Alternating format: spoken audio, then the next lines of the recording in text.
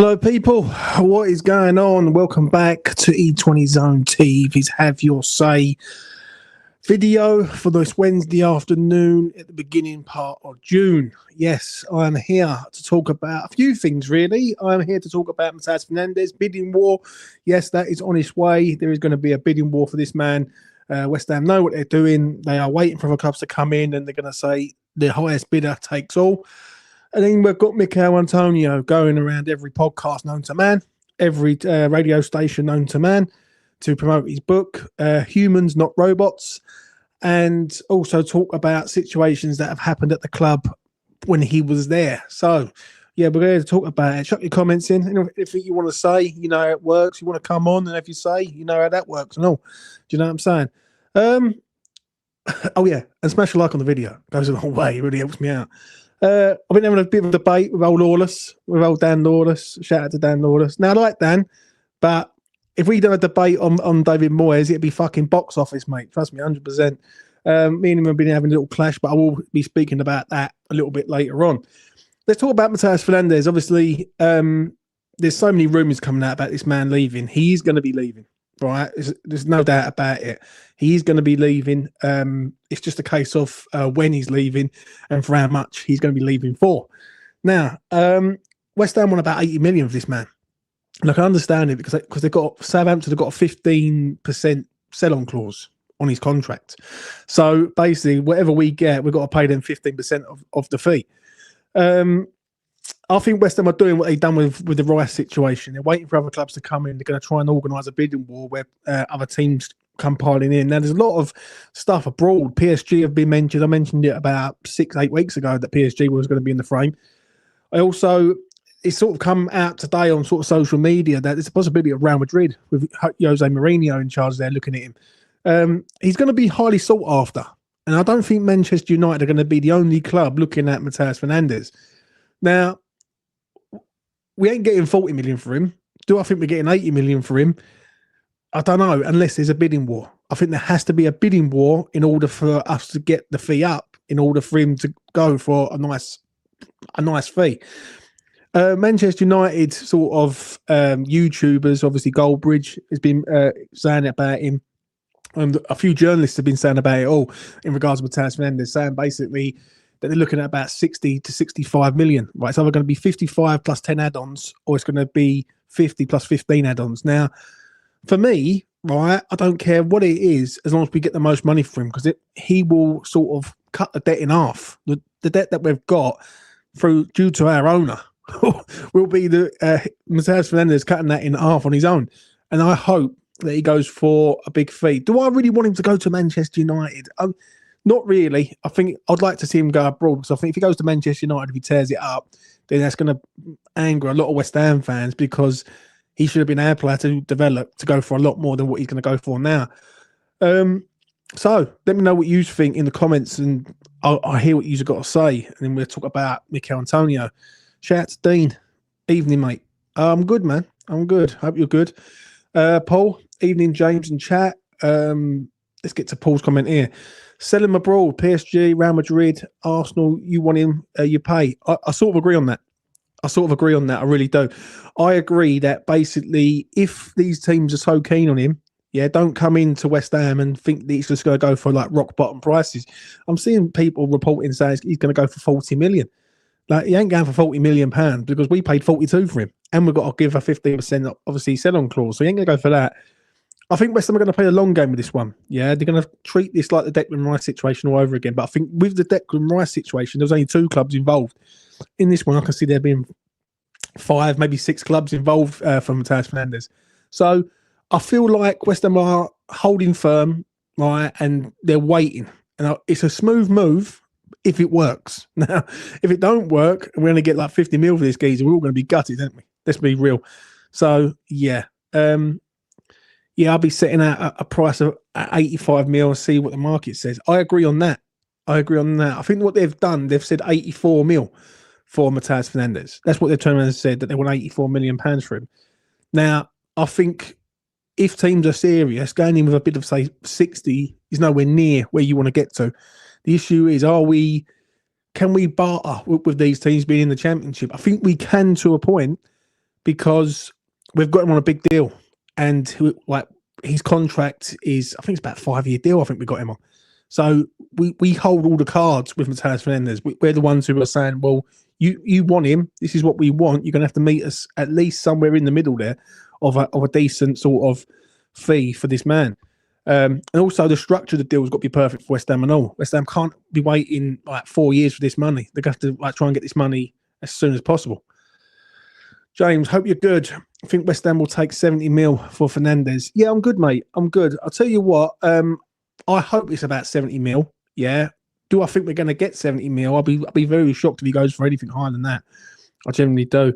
But, when I look at him and look what he's done this year, and the thing is, when you look at him for one season at West Ham, do you look at him and think that's an £84 million player? They're not buying what he done at West Ham. They're buying the potential. And that's what I said last summer when we were trying to sign him from Southampton. I turned around and said, West Ham are trying to buy the potential here. They're not buying like the full package, yeah?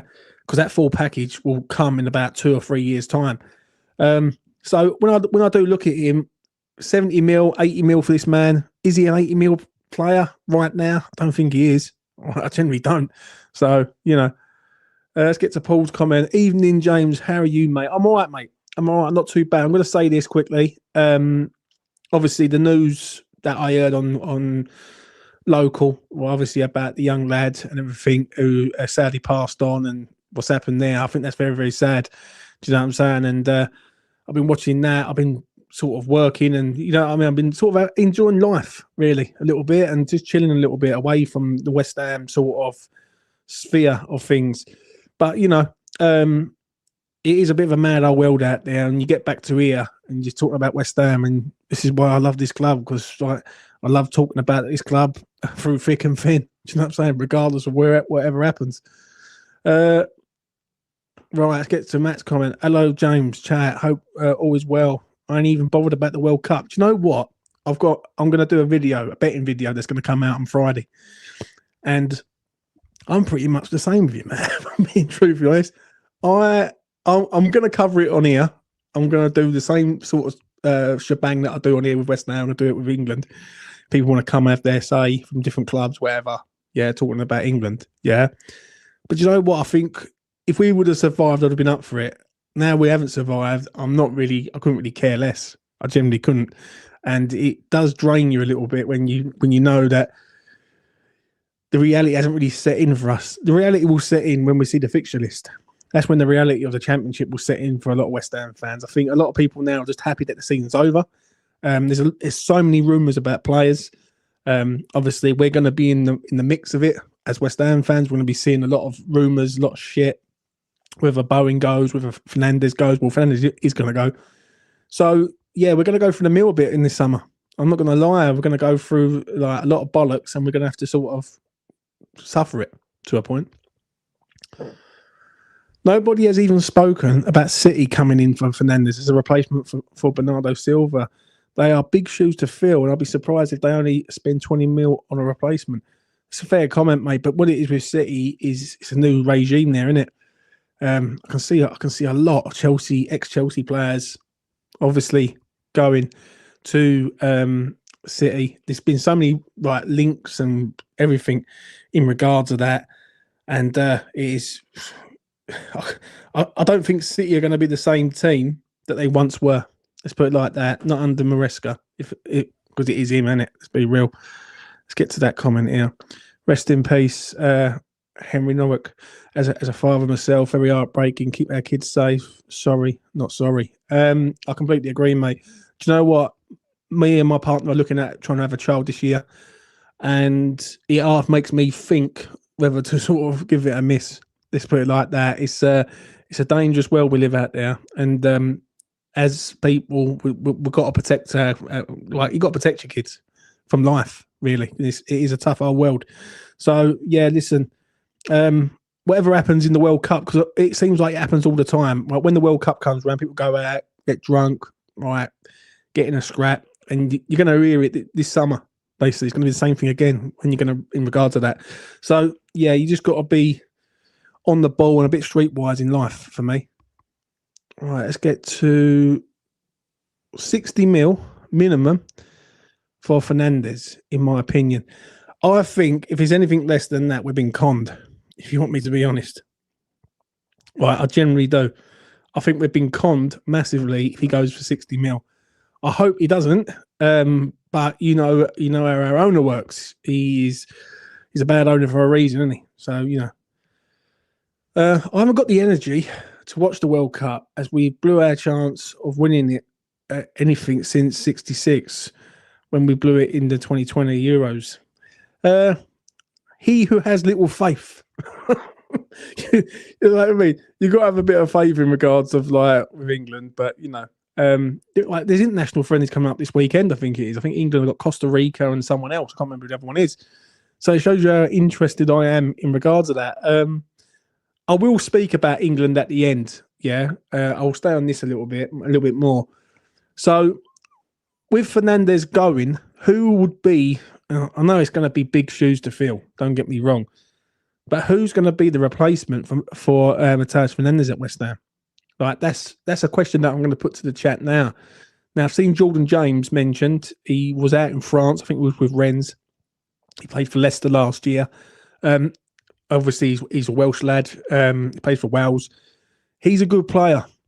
Well, I think he's a tidy player, and I think he's a player that needs a bit of a bigger platform, to where he's been on. But I've got no idea how West Ham are going to replace him. That's the question, really, is I just don't see how West Ham replace Mateus Fernandes with anyone half as good. Do you know what I mean? I think it's going to be like a cover-up job for me. I think it's going to be maybe Kante. Maybe Kante could come into the fold here and he'll be the guy to go on and, because it seems like, can you see West Ham going out and replacing Fernandes with a not better player, but someone who's of quality, right? Who's really going to want to come to the Championship? I don't believe so. Now, Kante might be the one who's going to come into the spotlight, and he's going to get a lot of game time next year. But I'm looking forward to seeing him in the Championships. I think he might need a year in the Championship to boost him up. Now, I see people saying about Ferran.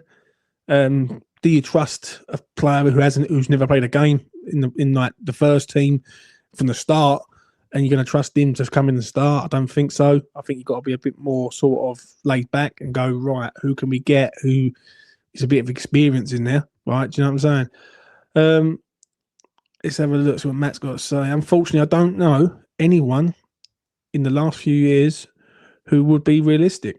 That's fair. Now, people like Freddie Potts, maybe Lewis Orford. Orford might have to, a lot of these players are going to be in the spotlight, and I can see a lot of the youngsters, for me, Orford, Urfi, Potts, Kante, Scholes, these players, right, if you're going to try and maintain a sort of promotion push, you're going to need some of these lads. And you're going to need some of these lads to basically go up another level. Now, I think Scholes can do it. I'm not too convinced on Potts. I'm not. I look at Potts and I see a player there who's a very good Championship player, but can he maintain this in the Premier League? I'm not too sure. I think Kante, this could be his breakout season, or he's going to be like another Magassa. So you got a lot of decisions to make, and obviously you got Urfi, who has been going on loan to Bristol and back. Something's going to have to change in regards to West Ham, and something's going to have to change for the better.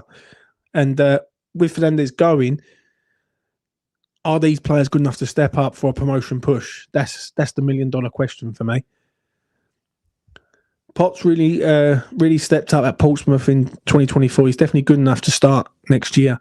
He's definitely good enough to start, but can he maintain it? Because this lad fallen off an edge of a cliff. I mean, he is not the same player that he was when he first played against Newcastle this season. Just gone. When he played against Newcastle at home back in October, I think it was, he was phenomenal. Really, really good. Strong, powerful. Passing the ball was good. Confidence. And it seemed like as the season went on, he sort of faded. Do you know what I'm saying? And that's a bit of a concern for me. One thing we can't have is him fading in the Championship. Do you know what I mean? Because if he starts fading in the Championship, then we might not have anyone else. Now, I did see this rumour. I saw that we're looking at Solly March. Now, tidy footballer. Very good, right? Obviously, Brighton boy. He is going to be a free transfer. The only problem is with him is injuries. What do you do with him on the injury front? Because he is susceptible to an injury. Could you bring him in as a bit part player? Right? Could he be one of them players who could come in and be more of an experienced player? For me, I like the kid, but it's an injury problem, isn't it? And one thing that we was lucky with last season was with injuries. Right? We got away with it many times without getting any injuries. Imagine if we would have got injuries last season, we'd have been relegated fucking hell by February. Like, it would have been absolutely shocking, if I'm being honest. Right. What's the story, mate? Nothing to report, really. I thought I'd do this little Wednesday night sesh. I thought I'd just say hello to everyone. I hope everyone's all doing well. Obviously, it's been 10 days since relegation was confirmed and everything, and it seems like everything is quieted down on the West Ham front, which is good. Right, and I'm going to say this: it's a good thing because it needs to quiet down. They need to restructure and rework and do a lot of stuff. But I have seen a lot of videos and I've seen a lot of stuff from people speaking about the situation at West Ham. I see one the other day, and I posted it in the postal section of E20. So if you go on the posts, scroll down, you see it. I think it's the Boardroom podcast. I think it's something like that, and they was talking about the situation at West Ham with Kadinsky and everything else. A situation that I've been calling for a long time. And Kadinsky is waiting for Sullivan to say enough's enough. He's gonna go in there. But it's good that they're working. Do you know what I'm saying? And they're trying to do something for West Ham for once, rather than the usual bollocks as per usual. Let's get to this one. What we got here? Kant has looked positive every time he's played this season. That's one thing I'm looking forward to seeing in the Championship. I really think he could improve us a lot in Fernandes' position. I think he can, but I think I'm going to say it might get on people's nerves, but I'd rather him than Souček in this position. Someone like Fernandes picks the ball up from deep, and he can spray passes and all that. Very, very good. But with Souček, he hasn't got the mobility. He's got the goals, but he hasn't got the mobility. I think Kante's got the mobility. He's the sort of person that you want picking the ball up and driving towards the goal. I don't think he's a man who's going to be sort of unbelievable on the ball and finding them passes for the wingers, because we're probably going to be playing what? Do I think we're going to play 4-4-2 in the Championship? I hope not. I hope West Ham go a bit more expansive, go 4-3-3 and be a bit more on the front foot. But that's Nuno, isn't it? You know what I'm saying? That's a Nuno issue that we've got to sort out. Right, let's get to this one. Wonder if we get any some loans from the Premier League teams to help us get back at the first attempt. Possibly. Wouldn't surprise me if someone like a Chris Wood ended up at West Ham. That wouldn't surprise me. Don't be surprised if Nuno does go to Forest and tries to get someone from there. Do you know what I mean? Because he would have obviously good relationship with some of them not the Forest players, and with the manager in there, they might not be fancied. So it is what it is. Right, let's get to this one because this is going to lead on to my next thing. Losing Antonio crushed us. If we can't build a good passing team, then we need experienced players. Completely agree. Now let's talk about Michail Antonio. His book is out. Was it Humans, Not Robots? That's the book. He's been promoting it for the last sort of 72 hours. He done a sort of talk at Kilburn in London on Monday, and he was sort of promoting his book. He's been on every podcast known to man. He's been on TalkSport. He's been everywhere. There's been a few things he's been saying. Now, certain things he's been saying, I disagree with him on. When he starts having a go about what happened with Potter and everything, he was here. But there was a lot of fans that wanted him gone. Yeah, and Mickey has been a player that a lot of fans said, no, we can't keep having him. Yeah. I agree with him in regards of his hatred for Potter, because Potter was a mug. Let's be real, right? We all know Potter was a mug. But there's some things I don't agree with Michail Antonio on. Like him wanting West Ham to get relegated because he didn't get what he wanted. I think strong, very strong. This is a club that's given you 10 years of wages. This is a club that's backed you from minute one. To go and want us to get relegated, and then when it's happening, you change your mind is a bit childish, in my opinion. The thing with Moyes, and I've been having a debate with old Dan Lawless all day, right? And I completely disagree with some of the things he's been saying. When I look at it with the sort of him refusing to let, what was it? No, Moyes didn't let him go and to his dad's, didn't give him a day off because of his dad's funeral. Anyone who's been in work knows that you have to report like sort of certain situations in your life. Now, if I go into work and I've had a bereavement, I've got to tell people that I've had a bereavement and I'm not going to need some time off, and I have to assess that, for an example. And people think that, it was just Moyes who went one day. No, you've got to do a morning training session. I don't buy that shit. Sullivan runs the show at West Ham. He always has, always will. He knows everything about everyone at that club, and nothing gets past that geezer whatsoever, right? And it's took us nearly 10 years to realise that this geezer's a cunt. So I don't believe that with Michail. It probably happened, but I don't believe it was Moyes' doing. I think that was more Sullivan pulling the strings and saying, no, we want him to stay, in my opinion, right? But that's just my opinion. So, yeah, there's been a lot. There's been a lot that he's been saying and sort of getting in off his chest about the leadership at West Ham and all his leaders and everything. But let's have it right. We was going down the pan last year with Lopetegui, and he was here. Right, a lot of these players were here. So this has been coming. Do you know what I'm saying? The issue is now it's come and it's here. It's happened to a point. So, let's get to this comment here. Met Antonio at a book signing in Newham book shop last Sunday. He looked great shape and was really nice chat, but he ain't coming back. He ain't coming back. Well, it is what it is. Do I think he was treated right? Do I think he was treated right by the way he left? Not really. Not really. I feel like West Ham were in a situation where some of the fan base wanted Antonio gone a long time ago. Antonio should have left West Ham about 2-3 years ago. Well, and that's no joke. Right? We were trying to get players in to replace him. Skamaka, Haller, these type of players never worked out. Antonio was still here. And I get the argument where people were sort of wanting better, but having the trust in Antonio, right? Because you knew what you get with him. What I don't like is him just going around slating the club. And like, listen, we've just been relegated, and he's going around literally ripping into the club, ripping into everything. And I understand the reason why he's doing it, because he's trying to promote his book, and obviously he's mentioned about the past to promote his book, so people buy his book. So I understand it. He's trying to do the hustle, right? And he's trying to hustle for game.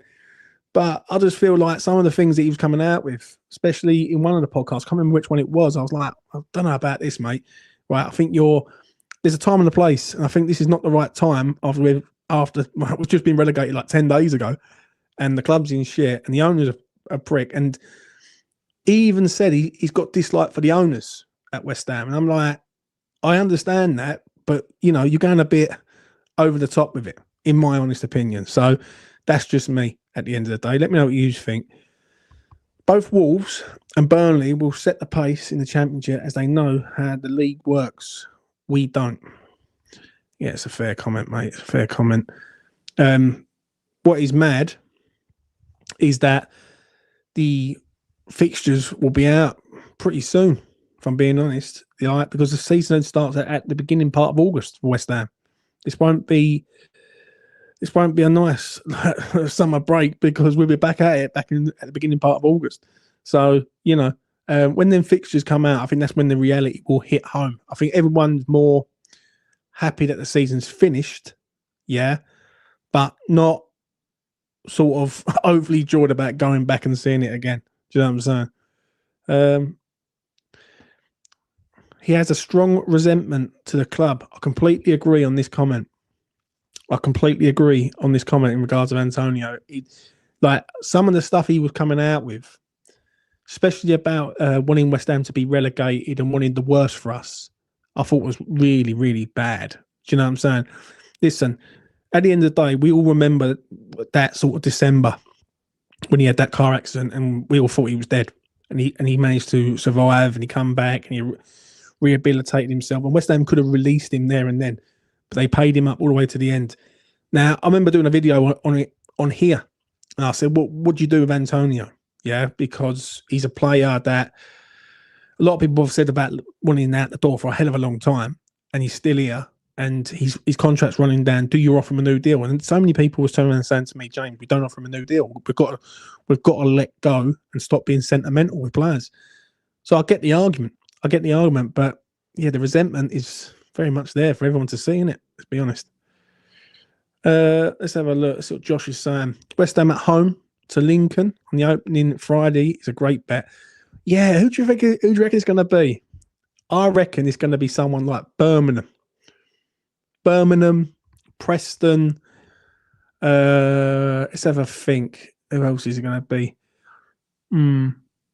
QPR. I can see something like that. Yeah, I can see definitely a Friday night game, or maybe even a Sunday. Like it'd be one of the opening games, and let's be honest. So I saw a Charlton fan at a parents' meeting today. He's buzzing to love us. He said it'd be a cup final for them at at the London Stadium. So, do you know what? I was in the pub the other day. Yeah, I was up in Suffolk, and there was this Tottenham fan in there. Yeah, saying about all sorts of shit. And I'll be straight. I'll be honest. I was with my brother-in-law, and my brother-in-law said something to him. I said to sound like, "You're taking the piss, mate." Right? This Tottenham fan thought he was. They're going to get top 4 next year, and this is a team that's finished 17th twice in a row. Anyway, cut a long story short, I started talking to one of his mates, and he said, "What do you reckon next year in regards of how West Ham are going to do and attendance and everything?" And you know what? We just don't know. We just don't know what's going to happen because let's face it, we've never been there. We've never been in the Championship when, like, we've moved to the LS. At Upton Park, you always used to get that field every single time, yeah? And there was never a time where in the Championship, West Ham had 25,000 in there, right? On a rare occasion, right? But in the LS, we just don't know. That's the $1 million question. Now, can I see it being filled up with 65,000 West Ham fans? Probably not. I think the tourist fans will be there. I generally do. I think they will look here and turn up and go to the game. And if it's cheap tickets, everyone wants a bargain, don't they? Let's be honest. So I do think the attendance will be there, but will the West Ham fans be there? That's the $1 million question. And that is an argument I don't know. Do you know what I mean? When's the Misfits fight with Dan Lawless, mate? Oh, Lawless would love it, mate. He would love it. Do you know what I mean? I'll give him the FIFA shuffle. Do you know what I mean? It'd be good. Now listen, Dan's a good man, and I rate him for a lot of stuff he does. I do disagree with him quite a lot in regards to the Moyes things. I feel like certain things are said, yeah, that are the negative side of it. But then there isn't, like, with me, I'm very balanced. I'll say the negative side, but don't forget that we was 6th in the league on that Christmas, the year that he left. And there is other things that he done, which was very, very good in regards of sort of getting us to where we was. And I think what it is with me, yeah, and I've just said it on Twitter, so go and have a look. It's the lies. I feel like a lot of people were lying through their fucking teeth, saying a lot of shit for clicks and views. Do you know what I'm saying? Like, look at me now. I've got 60 people in me chat. Like, do you know what I'm saying? I'm not doing this for clicks and views. I'm doing it because I enjoy doing this. I've worked fucking hard to get this channel to where I want to get it and have people on anytime. Do you know what I'm saying? So I do feel that people say they want West Ham to be united, but it's only when they want them to be united. Yeah. And that's just my opinion at the end of the day. Do you know what I'm saying? And I've always said this, just to round up on this, yeah, is once Sullivan goes, it changes. It changes overnight like that. Right? Because the fan base will return, people will return, people will believe in the new owner, and the new owner will be ambitious. And a new owner with any sort of savvy can see West Ham's a big club. But West Ham are never treated like a big club. West Ham have always been treated like a fucking mediocre club. And you know one thing that proves it to me? Yeah. And I see it the other day in regards of the Arsenal parade. what is fascinating is in 4 days' time that it would be 3 years since Prague. Yeah, 3 years since that moment, that over there, where it was amazing for everyone. The very next day, there was 250,000 people on the streets of East London, right? And there were 60,000 people plus in Prague who couldn't even get back for the parade. That's why I know West Ham's big. And I know West Ham can be a big, massive club with the right investment. And the key word is ambition. There has to be ambition. When you've got an owner that isn't ambitious, like what are you expecting? Like you're expecting us to be a Ferrari team with a fucking Skoda engine. Do you know what I'm saying? And it ain't gonna happen, mate. It ain't gonna happen at the end of the day for me. So, let's get to Matt's comment. Question: when was the last home game, James? And will you attend the LS? I'll attend the LS when Sullivan fucking either fucks off or dies, mate. I'm gonna be straight. And either way, I don't really care, right? I haven't been to a game since 2016. The last game was the last game at Upton Park against Manchester United, 3-2. For the first year, I was very stubborn in regards of not going there. Then after seeing a lot of things, hearing a lot of things, especially in and around East London, playing pool and everything around sort of Stratford, Custom House, played a lot of pool in the Green Man pub. Anyone knows the Green Man pub? And obviously the Pigeon. I think it's down, the London Road, Stratford. Right, I used to play a lot of pool in there. I used to speak to a lot of people in these boozers. And when you hear a lot of shit that was going on in regards to the local area, it was fucking terrible, mate. Do you know what I'm saying? And yes, I've been a stubborn cunt, but one thing I will say, and I'll stand on business on this, I will, is that I'm not a fucking flip-flop. I'll stand on it, and I will not go in there and pay a penny to that cunt until he's either dead or leaves. You know what I'm saying? Because I just feel like he's done a lot wrong by this club, and people will blow up 2, 3, 4 things that he's done great, right? But I can find you 1,000 things that he's done wrong. Right, and there's a hell of a lot he's done wrong. And you know what I'm most happy about?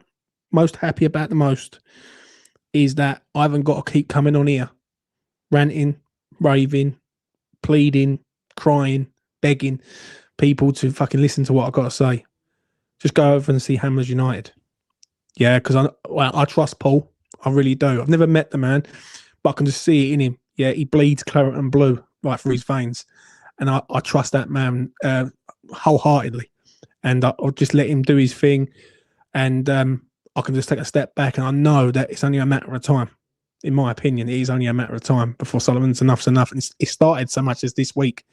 Do you know what I mean? With the sort of Kadinsky getting him more involved, and Kadinsky really saying, Sullivan, you sit down, you shut the fuck up. Right, I'm going to show you how to run a business properly. So, you start as you mean to go on at the end of the day. And that's how I feel on it. I really do. Right, let's get to this. The local era never recovered. The local era never recovered after we left home. Yeah, I completely agree on that, mate. There's a lot. There's a lot that happened in regards to the businesses and everything. And you know what? I remember a video. Like anyone who remembers me going around Upton Park, I've done it on TikTok and I've done it on here. And I walked around Upton Park, and there was a geezer from, I don't know, I think he must have been South African, right? He must have been, because he had an accent. And he was saying things about like how this gaff hasn't, it's just got worse. Like it's luxury flats, but there's no historic moment other than the Brooklyn and Bonds sort of graffiti. And obviously you got the Bobby Moore and Hurst and Peters statue opposite the Boleyn. Like it's just dying a death around now. That's what it is. And I'm literally fucking hell, 15 minutes away from there on the train, 12 minutes away from there on the train. So I can shoot down now and go around and have a look. But it is I'm hoping this is the start of something. I'm hoping that sometimes in life you have to hit rock bottom, whether you're like a fucking crackhead, a gambler, a drinker, or a football club. You have to hit rock bottom in order to rise to the top, like Phoenix through the ashes, in my opinion. And I think the only way we're going to do this is that this season will be a statement of intent by everyone to say that we demand, West Ham to get promoted, and there is no other demand other than that. So yeah, Peter says everyone has an accent. Everyone has an accent to me, Peter. Mate. You know what I'm saying? You know where it is. You know where it is. Kudinski's running the post office into the ground. Yeah, but the thing is, with the post office, mate, I don't really know much about that. So I can't really comment. So it's very hard for me to sort of look at it and glamorize it to a point. James, I don't believe all the spin about Kudinski being in charge. Sullivan at the moment still is the main man. Sullivan might be the main man, mate, but he's not the vocal say in there because too much has happened. Right, if Sullivan would have got his way, we would have had Scott Parker in charge. And I just don't believe for 1 second that Kudinski's sitting there and not saying a word. I think Kudinski's been saying a lot. I think he's tried to do things, but Sullivan's pulled the plug on a lot of stuff. But the issue I've got with a lot of things is that Sullivan, ever since the Moyes thing, going and getting Lopetegui is like one of the worst calls known to man. But I'm not surprised because it always happens. Let's be honest, who was really surprised when Lopetegui turned up? Because there was many people thinking that was going to get these high-class managers, and it was never going to happen. Never. There was not 1 ounce of me that sat there and thought Slot, Alonso, Almiron, all these top-end managers was going to think to themselves, you know what, I'm going to turn up at West Ham. It just doesn't happen at this club, not under this owner. And it's proved the point. Let's have a look. What we got? Let's have a look. You got a yes and a vote. Let's have a look. Hate how the community treats our champion statue. Rotten. Yeah, I know, mate. There's a lot to be said about a lot of things that's happened. I think the board did not want to pay Nuno out of this present time. I don't think it's that, mate. I think personally, in regards of everything, I think they've all sat there and said, right, we can't keep sacking managers. Because how far do you leave it? Do you keep sacking managers until you stumble across one? And how far backwards do you have to go before you stumble across someone? I don't think you can afford to do that in the modern game. Yeah. With every club that you see in the Premier League, and I'll use a couple as an example, Bournemouth being one of them. I remember 12, 15 years ago, Bournemouth nearly went out of business. Bournemouth was playing Dagenham and Redbridge, for fuck's sake. And now they are a better, well-run club than us. And we are in a 65,000-seater stadium, which proves that you don't need a stadium to be a really successful, well-run club. You need a structure. You need a sort of philosophy that you're going to stick by. You need good people in there, and you need good people that you trust. And the problem is with our owner, in my opinion, is that he don't trust no one. Do you know what I'm saying? Even with the Steiden thing, and the Steiden thing's very mixed. Some people say he was not given the resources to do what he can do. Other people will say, you know what, look what he done. He went out, he signed Lewis Guilherme, which was a fucking pointless signing when we don't need it. It's very mixed. It's very mixed. So, you know, let's get to Anthony. Hi, James. I feel like it's all spin. Sullivan, us, the mainland. I think Man United will pay the big for Fernandes, and I hope we use it to better to come back. Yeah, I sort of agree with you, mate. I do agree with you. Well, if Man United are going to play big, they're going to have to pay big bucks. So United fans, you're going to have to do it, son. You're going to have to do it. But we wouldn't have kept Moyes if we knew the replacements were J-Lo, Potter, Nuno. Just a fault. I think what it is with me, Matt, I've got a lot of... I don't forget nothing. And maybe this is a year for me to turn around and just let it go. The reason why I struggle to let it go, and I'll tell you the reason why, is because I feel like people were being lied to in the West Ham community, on social media, on YouTube. Yeah, and what it is, where I'm not a well-spoken posh twat who's very articulated, people won't listen to me. Yeah. So I feel like people were lied to in regards to what they thought was going to happen and what was genuinely going to happen. And I remember saying it on here when it happened. I turned around and said, if people generally think Sullivan's going to go out and get a high-end manager, then they're on drugs. They're on drugs. I said, because it will never happen. Obviously now the situation with Nuno might come into the present day is this for me, is that Nuno has got a second chance. Yeah. Does he deserve a second chance? No, he doesn't. But the reason why I'm sitting there and I'm saying it through sort of gritted teeth to a point is that we need some sort of structure. Like we need to start from a solid base. Now, the one thing Nuno has got that any other manager hasn't is he's worked with some of these players. He's worked with the youngsters. He's had a whole year to deal with the situation. Some of these players, there's about four managers players in there. Moyes, Lopetegui, Potter, and Nuno's got three, if not, three players really. Right, and if they could all be leaving in the summer. Do you know what I'm saying? So there's a lot that's happened, and I just feel like we have to start somewhere. Now, with Nuno, this season, he's got to start fast. He has to start fast. And if he starts fast, then everyone will be on his side. Don't want to be moaning, right? Everyone will be backing him. So he has to start fast, in my opinion. Let's get to Lee. Shout out to Lee all the way over in America, mate. Hope you're well, Lee. West Ham are a big club. There are supporter groups in every major US city and lots of smaller cities. We have around 5,000 fans in New Jersey last summer. Lots more than Everton or Bournemouth. That's what I'm saying, mate. West Ham are global. West Ham are international. And you know what? The reason why I know this, because it humbled me. It humbled me because I was a bit naive when I first started YouTube. I didn't think there was West Ham fans in Australia and America and Brazil and places like that.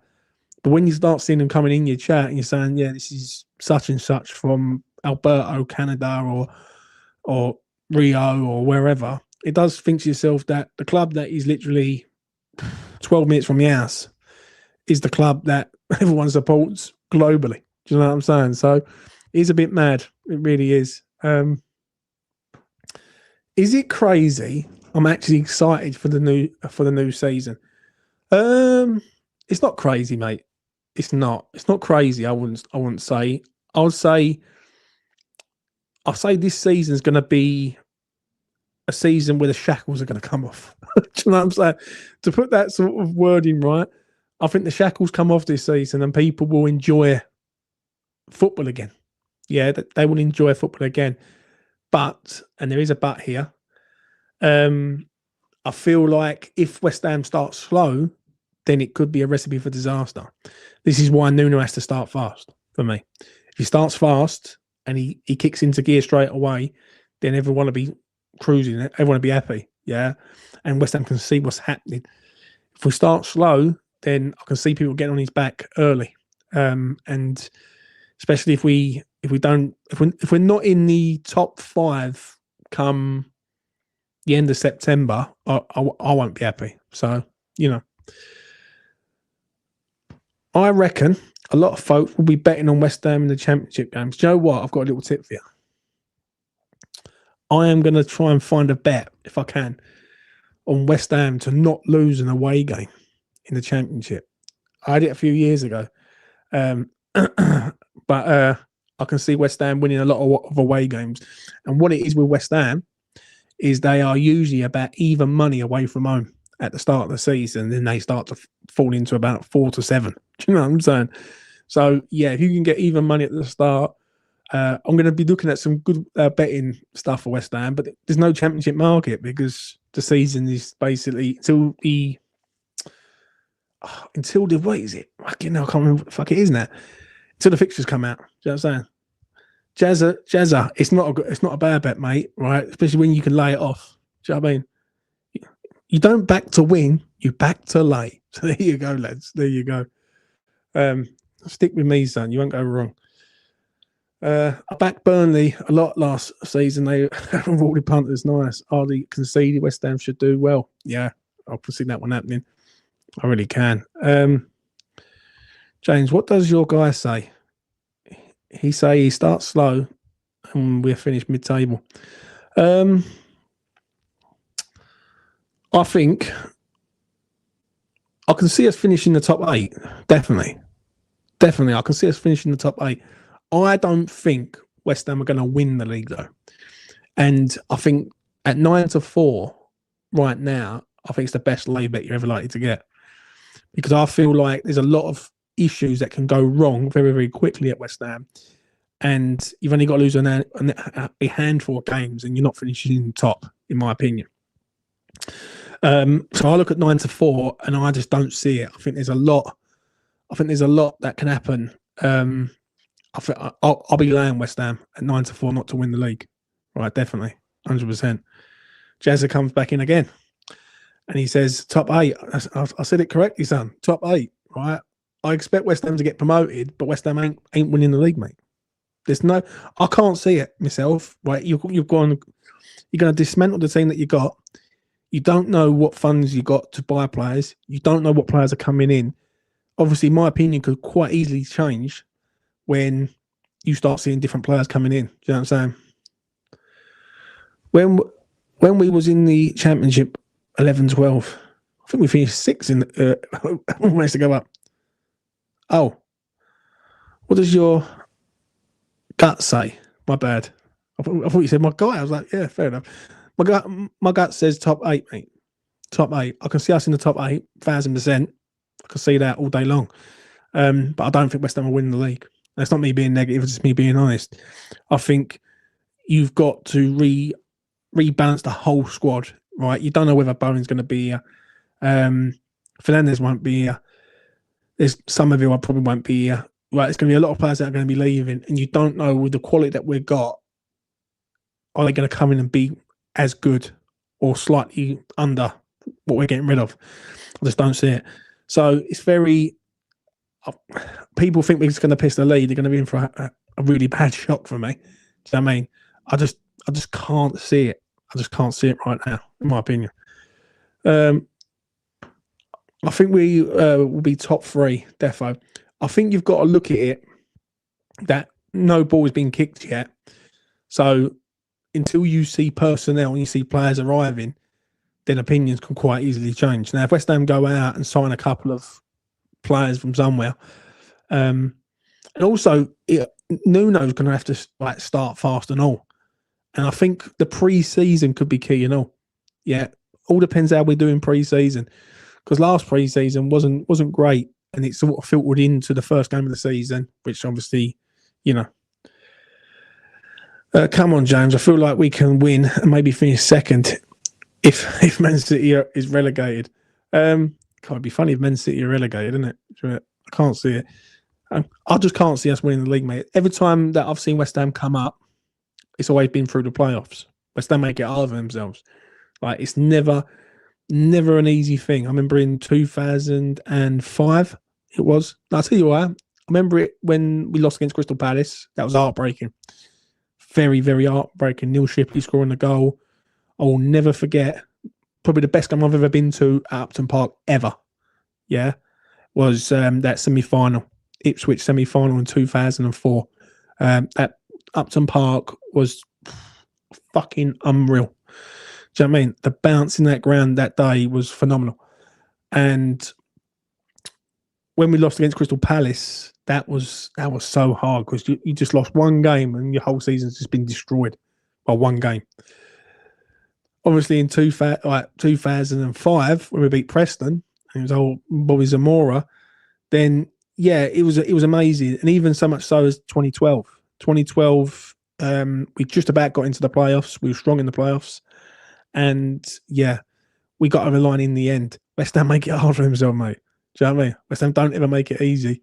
That's one thing I will say. Let's get to Glenn's comment. He's up here somewhere. Where was it? I'll take 8th before ball's kicked. Yeah, I can sort of see. I can see what you're saying, mate. This is an interesting topic of conversation. New captain next season, even if Bowen stays. Now, here's a question for you.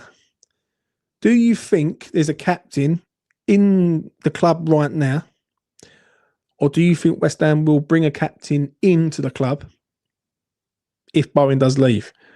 Because he's umming and ahhing at the minute, Bowen, whether to stay or go. So there's a question for you in the chat.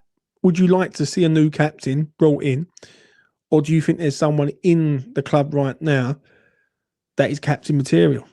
I don't think there's many. The only one I can possibly see as a captain in there is Souček.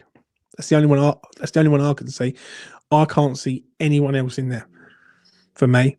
And the only reason why I'm saying Souček is because he has been captain of the Czech Republic. So, do you think he will be okay with losing captaincy even if he stays? I think if he stays, he ain't losing no captaincy, if I'm being honest. There's no way you're going to take the captaincy off him, in my opinion. So, Exponential says Souček. I sort of agree with you, mate. I just can't see anyone else. Now, if he goes and brings a captain in, is that going to piss a lot of people off? Could do.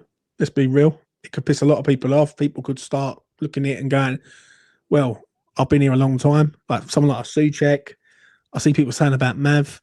I think Mav's gone. I think I'd have money on it that Mav's going back to Germany. Do you know what I'm saying? I don't think Mav will be here come next season, in my opinion. Stays, he's captain, simple as. Hot take, but Souček can be our manager on the pitch. Yeah, I know, mate. I know. It's an interesting one with Souček. I'll tell you the reason why. It's because not a lot of people like this geezer. I think the championships I think the championships, his pace of football, but is he going to be good enough in the championship with a lot of people running around like nutters? Because that's one thing with Souček, yeah. I praise him up because he's always a threat in both boxes, yeah. He's a threat basically for scoring goals. He's also like good at sort of dealing with situations, and especially as a defensive-minded player. But as a central midfielder in a two, it's not the move for me. If we go to a 3 in midfield, I can accept it. If you're going to stick with a 2 in midfield, then no, not for me. Souček, I go hot and cold. Yeah, that's exactly. I get the argument with him. I do, because people look at him and go, "Can he cut it? Can he cut it?" That's the question. Can he cut it? Is he going to be good enough for the championship? Have you lost your marble, James? I'm being serious, mate. Because if we're going to be top dogs in the championship, we need runners and all. You can't play Souček in a 2-man. You just can't. Like, I remember years and years ago when there was Rice and Souček, yeah, and Deck used to cover a lot of ground, right, and sort of be that player, and Souček used to score the goals. But even back then, people were criticising Souček. Even then, they was moaning and saying that Souček's got to go because there's a lot that's happening. Do you know what I'm saying? So, for me, I think in a 3 in midfield, he can be very good. Not in a 2 though. Just not in a 2 at all. Question, James, didn't we win the championship when it was called Division 2 back in the 1980-81? I can't remember, mate. We might have done. I remember us winning the FA Cup in 1980. So, yeah. Yeah, you're right. We should start Potts, shouldn't we? I don't know about that. Do you know what I'm saying? I think Potts has got a lot to learn, mate. And I think Potts has got... This is Potts' season now. If he's... like, you will know by the end of next season whether Potts is going to be the player that we all want him to be. I think the issue that we've got with Potts is that everyone compares him right to the next Declan Rice. And he's just not that player. Just not. So it's a big season for Freddie Potts. Huge season. And he's got to perform. Because I think the spotlight will be firmly on him now. Do you know what I mean? If he's going to break through, then that's it. Do we still have La Madrid? No, he has gone back to... Where's he gone back to? Venezuela, I think. Yeah, so he's no more. He had his fun in the sun at Burton away, and then we don't see him again. Here we go. This is a good question, James. What's the plan with Max Kilman? I got fed up after that Leeds penalty. He has to go. He has to go. The problem is he's on a 7-year deal, which some Einstein prick decided to put him on, and he's on 100 grand a week, I think it is. So what do we do with him? I think West Ham might have to loan him because I don't think no one's going to take a risk. No one's going to buy this geezer for the money that West Ham are going to be looking at. Now, how much? This is a question for you. How much is he worth right now? Because he's worth literally not a lot. Hell of a lot. Do you know what I'm saying? So what do we do with him? I think West Ham might have to see if they can loan him to a newly promoted Championship side. Someone like an Ipswich wouldn't go and miss, or someone like a Coventry. See what they can do. See what they say in regards to that with him. And hopefully he will have such a good season with them, they will look to buy him. I just don't see it, mate. I don't see no one's dropping 25 mil on Kilman. I think he's a player that basically has no value at the minute because everything he has done, he's done by a mistake. Do you know what I'm saying? So I just don't see it. I really don't. Funny thing is, I hated seeing Kilman in our lineup before. Now I just feel sorry for the lad. Nobody intends to be shit on the pitch. I think he needs a fresh start. I think a lot of it is, a bit of it is with him though. I generally do. I think he's a bit erratic, very erratic in what he's trying to do. And a lot of people will have a lot of resentment for him, a hell of a lot, because some of them fouls and then penalties that give away cost us points. And when you think it was only, 2 points in it, in the end, like 1 point and the goal difference, and some of them games were him at the back, it's going to piss a lot of people off, mate. It really is. James, who would you sell? Wan-Bissaka will go. He'd definitely go. Cole Peters will stay. Areola has to go, in my opinion. Areola has to go. I think Kilman has to go, but I don't know who's buying him. I generally don't know who's going to pay the money that we want. Right, if we get 20 mil for him, then we're robbing someone. Who else is there? Juve. If we get stupid money for Juve, you let him go. For me, I think you have to let him go. Tatty, it'd be a shame to let him go because I think he'd be deadly in the Championship. But is it a case of that? Does he want to be here in the Championship? Pablo's an interesting one for me. It's a case of, do you take the risk with Pablo? I think that he might actually be quite decent in the Championship, or do you sell him? I think that's a toss of a coin job. Yeah, I think with him, maybe a new season, new league. Let's see what he can do, right? And put our faith into him, even though this geezer's not all that. I think Somerville goes. I think Bowen's a tricky one for me. Part of me thinks that he might just take the bullet and stay, because if he's being linked to teams like Everton and Villa, what's the point? Like, what's the point going there when you can just stay with West Ham for a season? And with Bowen in the side, you would look at it and go, that's us going up. Because you know for well he's scoring at least 15 goals in the Championship, if not more than that. So it's very tricky in regards of that one. Yeah, Fernandes will be gone. Somerville will be gone. Fulkrug will be gone. Edson Alvarez will be gone. A lot of the dead would be gone.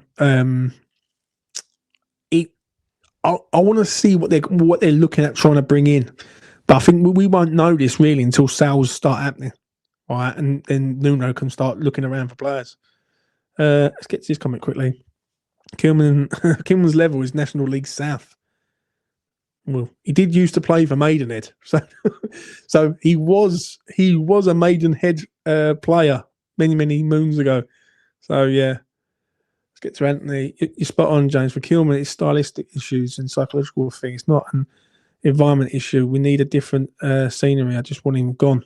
Yeah, I sort of agree with you on that. If we don't have a positive goal difference this season, it'll show Nuno is shit. We've got to have a positive goal difference. I do think though there's so much that has to happen, but it feels like we have to decimate the squad and then rebuild the squad up. What I don't want West Ham to do, and I really don't want them to do this, is do what they always do and leave it late in the window. Like, I can see a scenario where some of these players might not be sold till late in the window. If Bowen was to go, I don't think Bowen goes until late August. I could see Bowen being here, staying here, and then going right at the end of the window, right, in my opinion. So I think Fernandes will be gone early because I think West Ham know that they've got to start getting some money in. And I can see Bowen, if he is to leave, then it'd be a very sad day, mate. Like that. I think I'm not prepared for this one with Bowen. I'm not prepared. If he does leave, then it just feels like it's an end of an era for a player that, let's be honest, has been great for us. Do you know what I'm saying? I've not really liked the criticism from people knocking Bowen. Yeah, I haven't. Yeah, and Bowen hasn't been great this season. That's just gone, and that's fair. But I think criticising a man who's done so much for this club is, it's one of them ones, really. If he goes to a club like Everton, I don't know how I'm going to feel about it. Well, I generally don't. If he goes to Everton, or if he goes to a sort of mid-range like Newcastle or something like that, why? Why for a year? I'm not buying it for me, unless, in my opinion, this is only my opinion,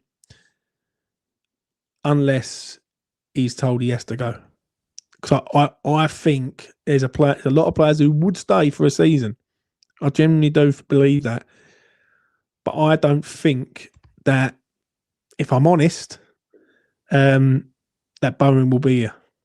I've got a feeling Bowen's going to be told that he has to go. And that's what he'll be at the end of the day. Right, let's get to this comment. Where was it? Shame there is a World Cup, as it won't help our transfer dealings. You can also find some good players at Haiti. Do you know what I'm saying? I did listen. This will make you laugh. I got involved in a family sweepstake, mate. Some of the teams I got pulled out. Yeah, I've been saved by Spain.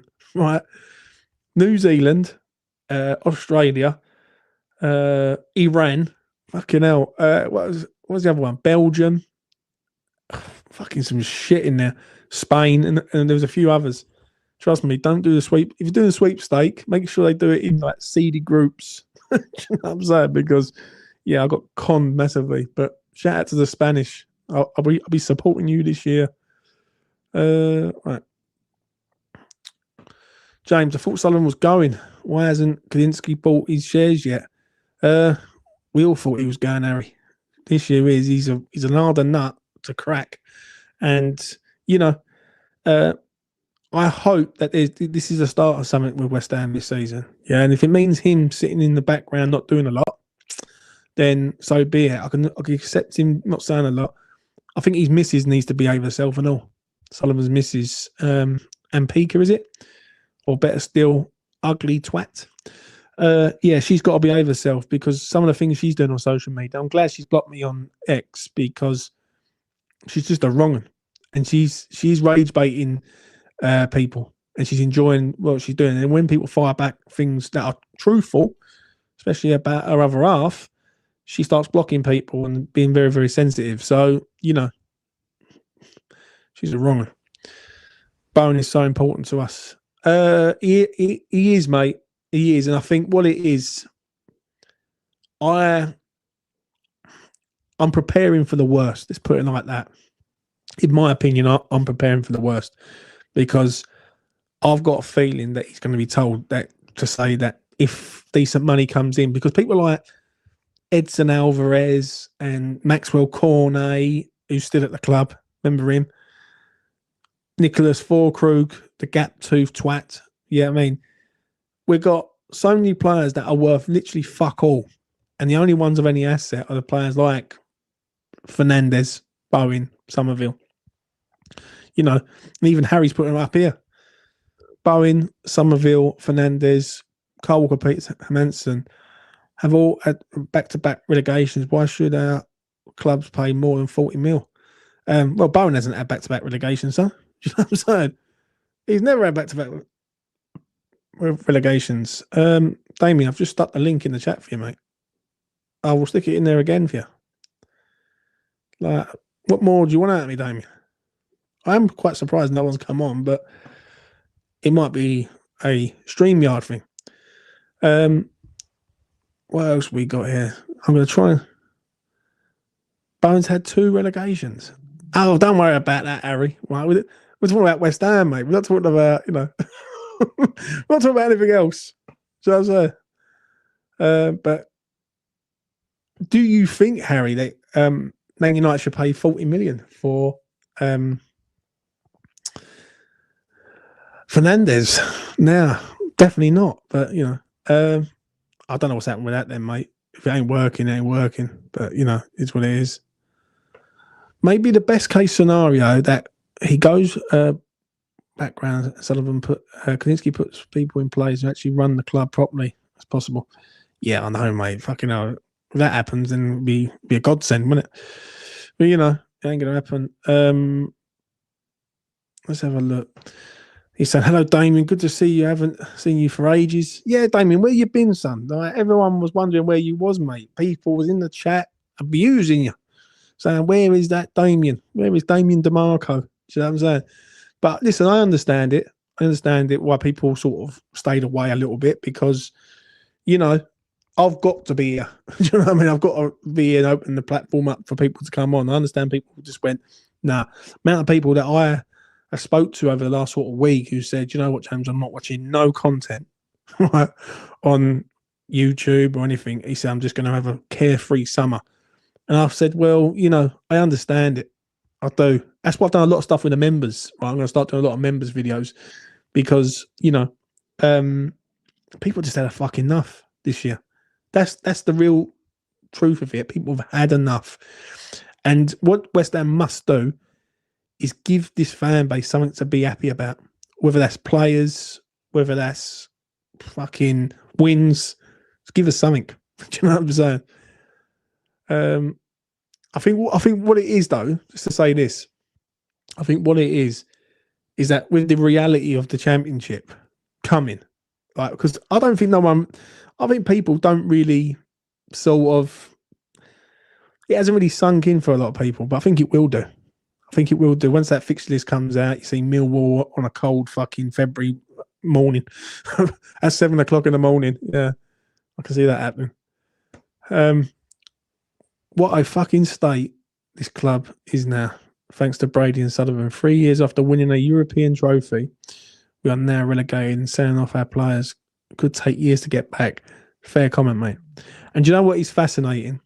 In 4 days' time, so on Sunday evening, it would have been 3 years to the day that West Ham won that trophy. And that is very, very hard to accept. That really is.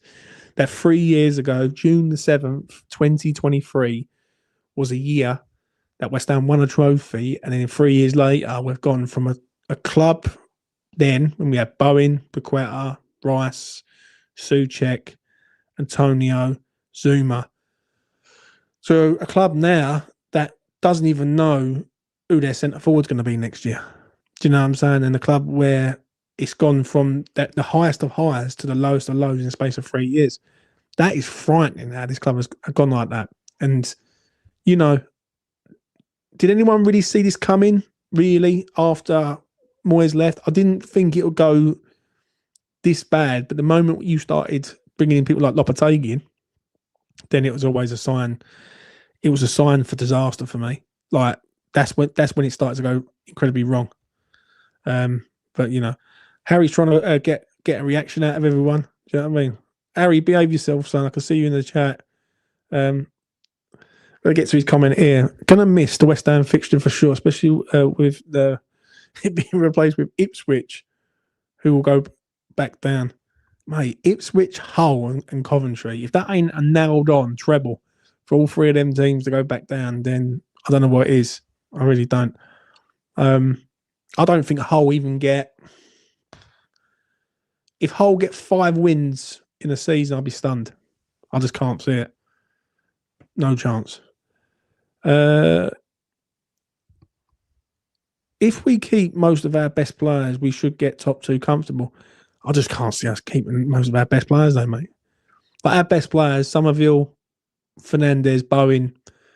Obviously, Desassi's gone, so that's another centre half that we've got to find. There's so many issues that we've got. I think if we can just get anything positive in this window, then I'll be over the moon. I'll genuinely be happy. Bowen is the type to retire here, but he's also the type to have a club's best interest at heart. If he's told that leaving will financially boost West Ham, that is comment of the night. That is comment of the night. That is exactly how I feel in regards of him. I think there's a lot of issues with Bowen in regards of family.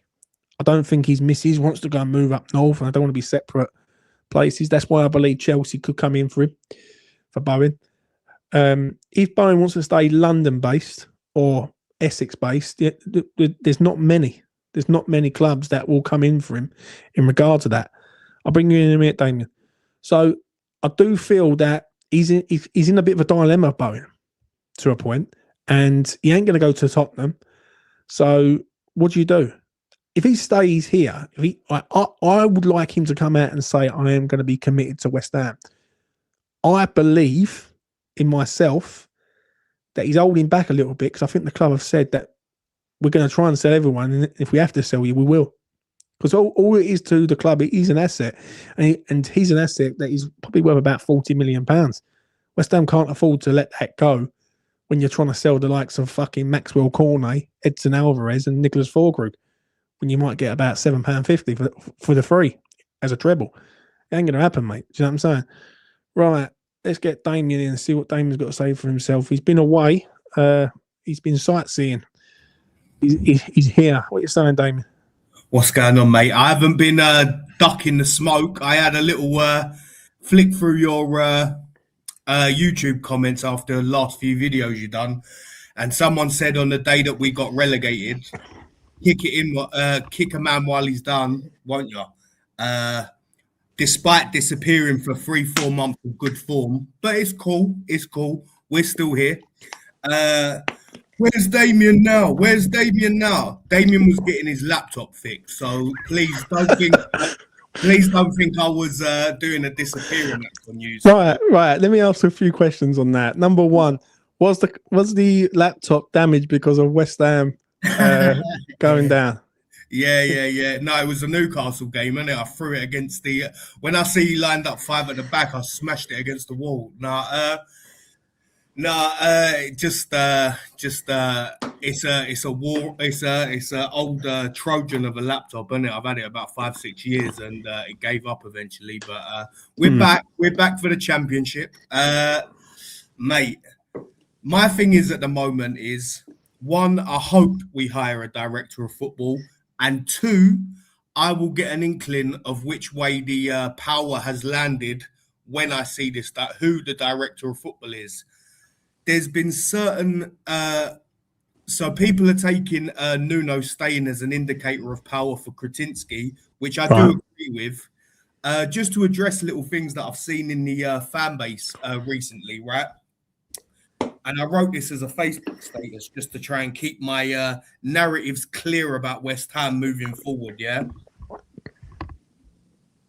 Some people don't like Nuno, right? 50-50. There's a 50-50 split on Nuno from what I'm seeing.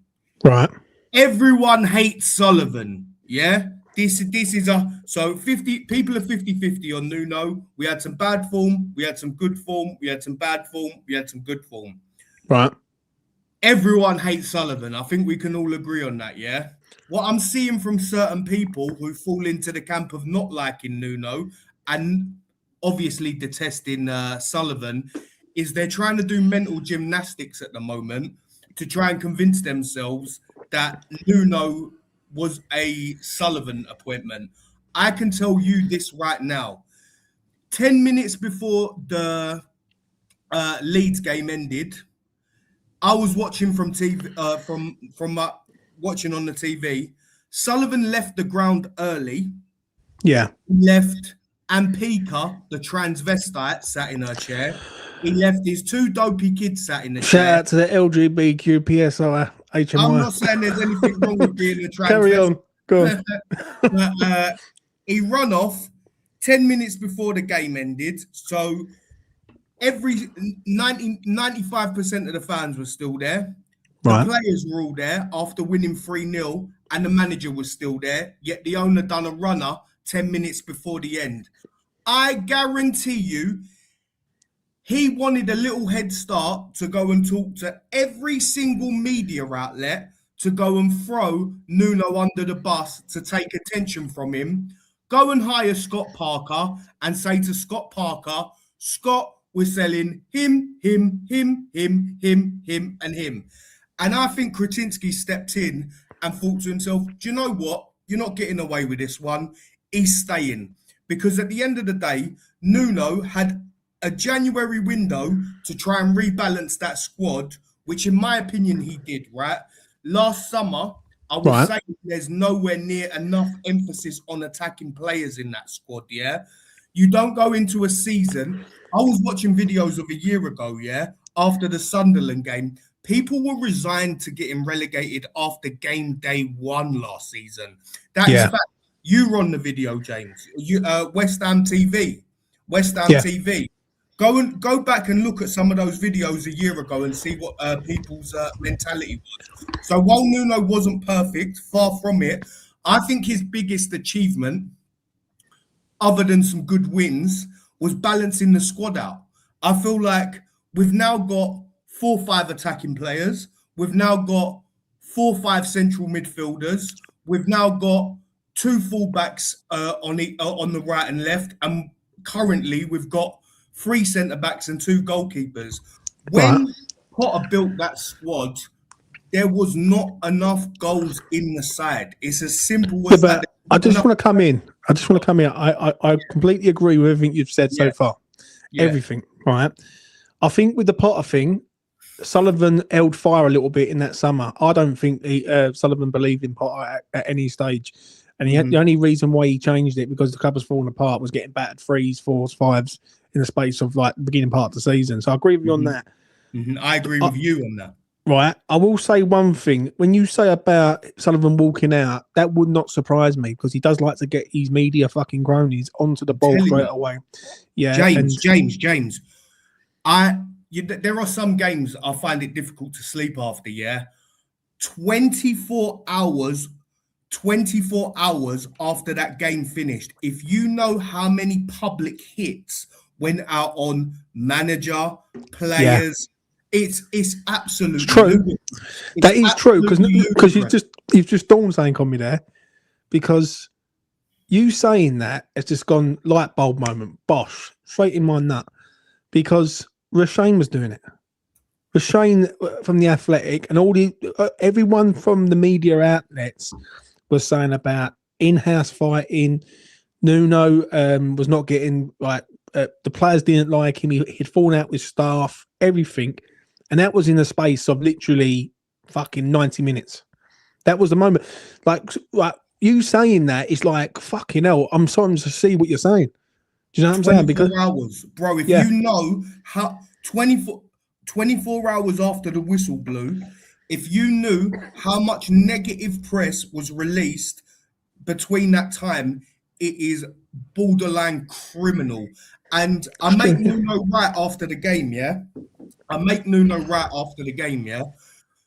Nuno was saying, now is the time for everyone to feel some pain, which is true. You can't just.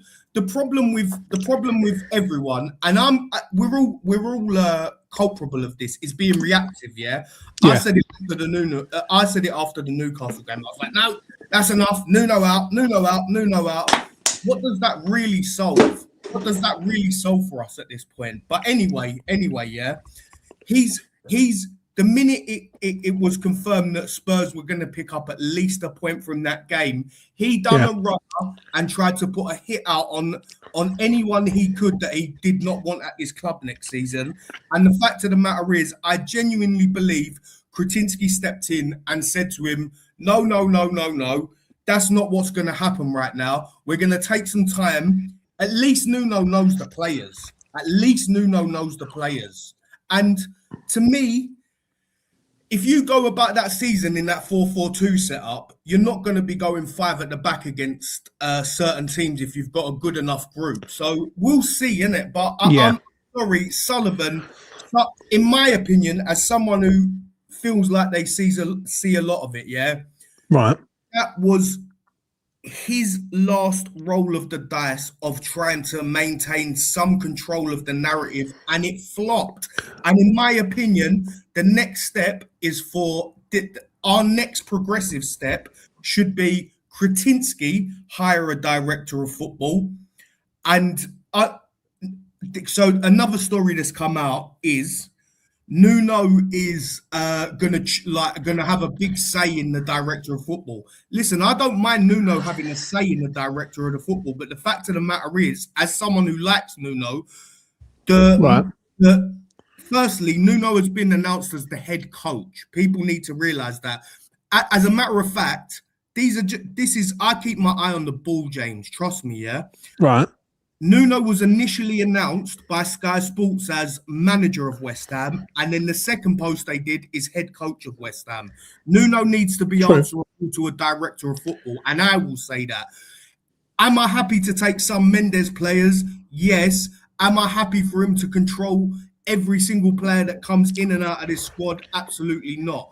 So the reality is, it's good for Nuno to have a say on the director of football because it needs to be someone he can share a philosophy with, have good communication with. But the reality is also that in my opinion, a good sign for this football club would be Kretinsky saying, that's the man I want to communicate with.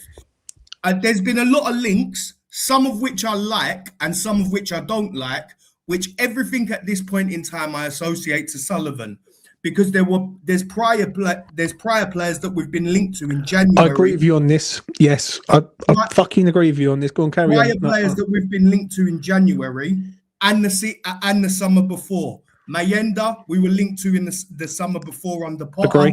Potnik, we were linked to in January. They are two players I actually don't mind, especially in the Championship. But the reality is, I want decisions made by an overarching figure. And to be honest, I don't want any ins or outs before a director of football is hired. Another thing is, which is quite a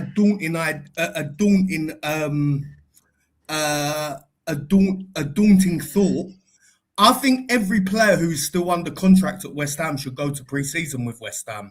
That's my opinion. My only concern is I don't see where the hands are coming from with Nuno at the moment. It sounds like we might be keeping Paco. Nuno and Paco managing a group of 27, 28 players seems absolutely crazy to me. If all they're doing is playing 11 aside every week, but there's some players away at the World Cup as well. But I'm very my concern is that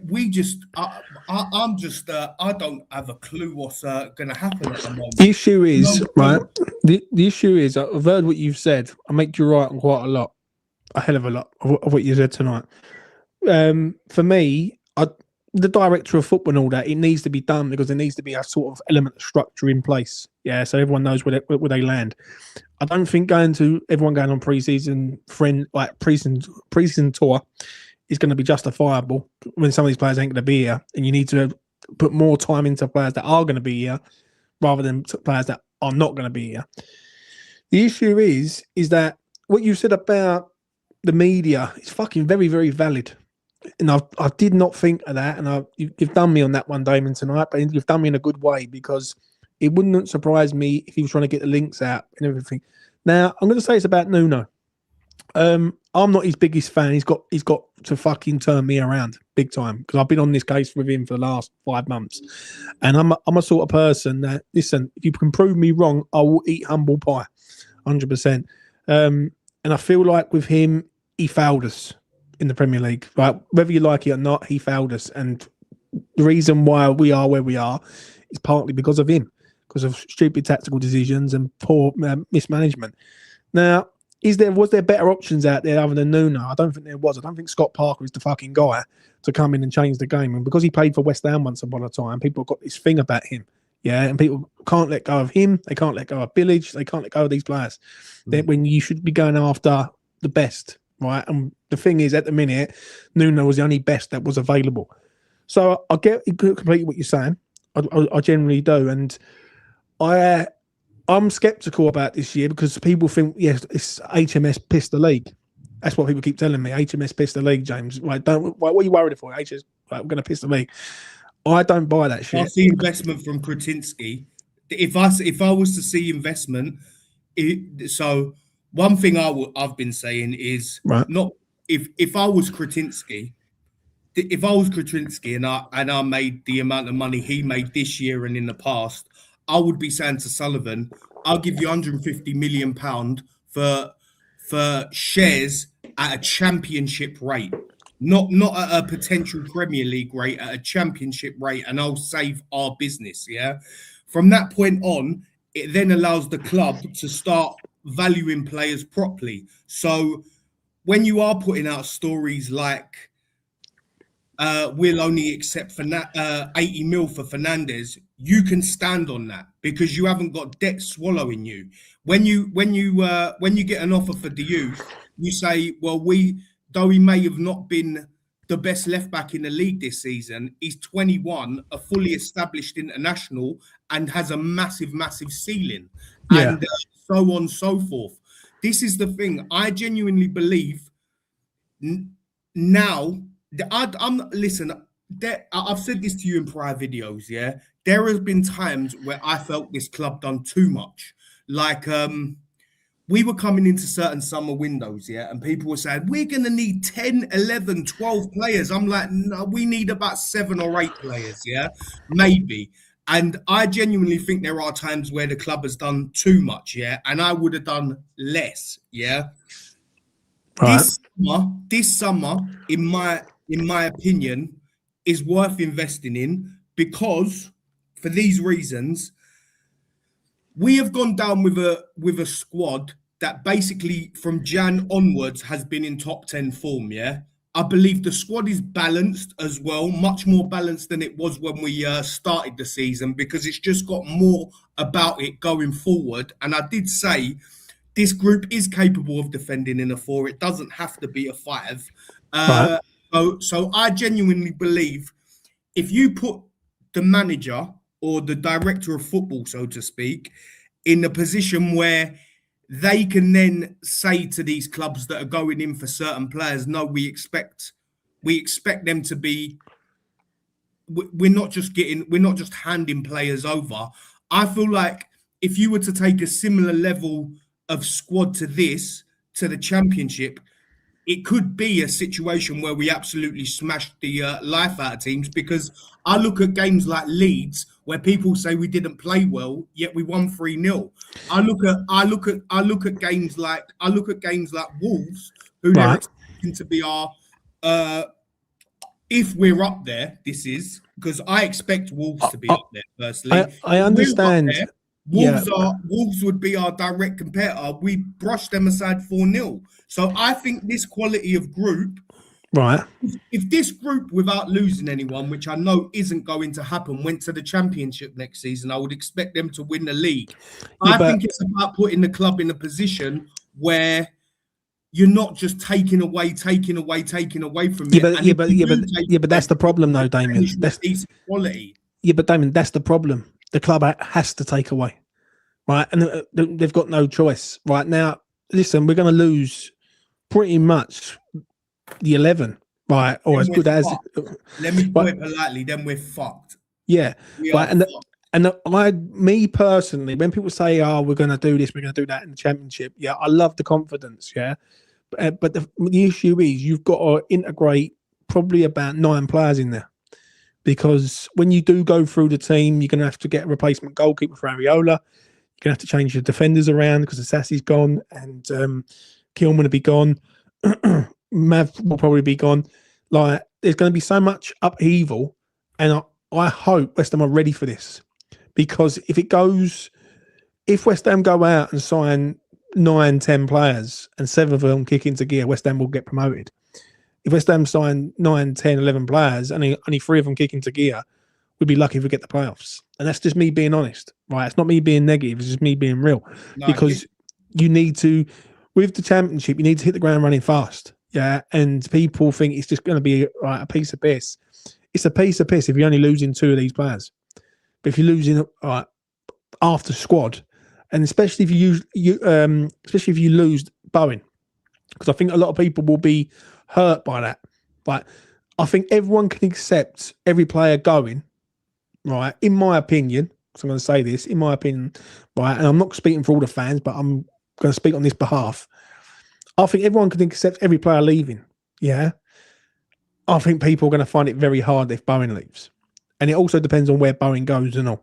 So I think if Bowen goes to someone like an Everton, it will be a case of West Ham have to sell him because they've got no choice. Because I don't think going to Everton for a 2-year, 3-year deal justifies anything. Do you know what I'm saying? So I don't know, mate. I really don't. I'm nervous about this year.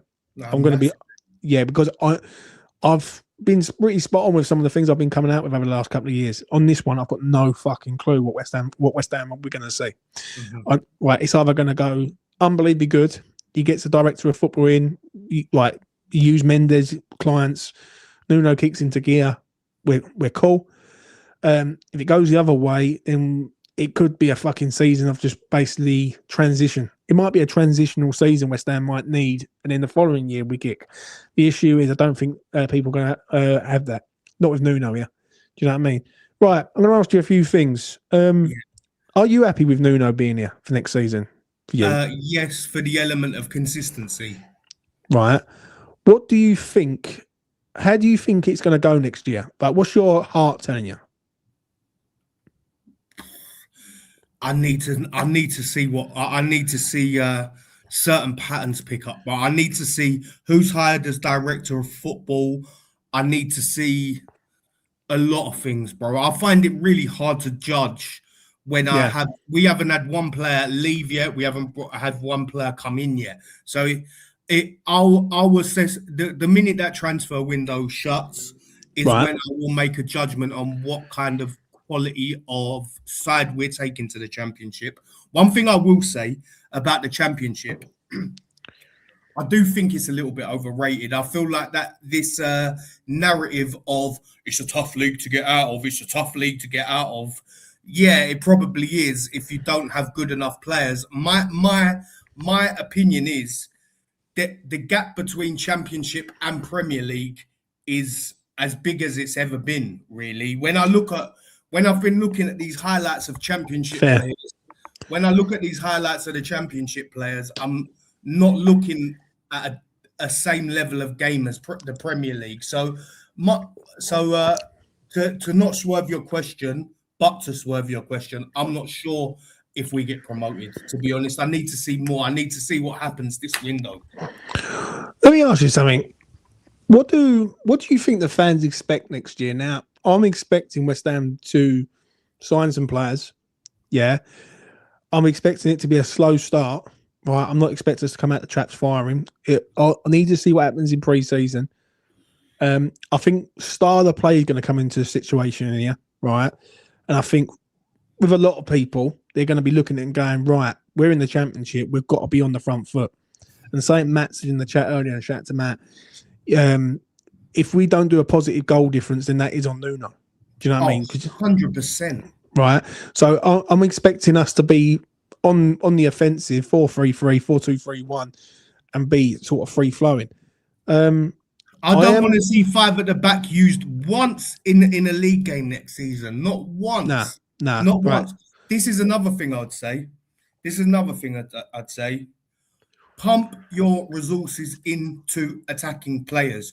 Go and get a front 4 that are going to score goals. I didn't mind that link to Zapotnik because he scored 22 goals last season, and to me that's a good start. But I don't just want a striker who can score 20 goals a season. I want a left winger who can score 15 goals a season, a right winger who can score 15 goals a season, and someone amongst that who's going to contribute 8 to 10 as well. But do you hold on? The strongest front 4 you possibly can. I understand that, but we've got to balance it out and say, do you want players that are championship going to score them goals, or are you going to look at someone who's got the potential to be a Premier League and score some goals? Because I think when Bowen was at Hull, everyone knew that Bowen would step up and make it in the Premier League because he was just banging in goals left, right and centre. He looked the part. I think, when I use him as an example, Jack Clark, who is at Ipswich, very good championship player, but in the Premier League, he's very up and down, inconsistent, right? Obviously, he was at Leeds, he was at Spurs. And the thing is, I think whatever we do, right, we have got to plan for potentially being a Premier League club next summer. So, i.e., if you're going out and sign players, I wouldn't mind West Ham going into the Premier League and trying to find people who are at a club where they're not doing nothing and they might need a fresh start. Right, I'll use an example. Don't hold me to it, people, but I'll use it as an example. Someone like an Eddie Nketiah, who's at Palace. Yeah, he's not doing nothing at Palace.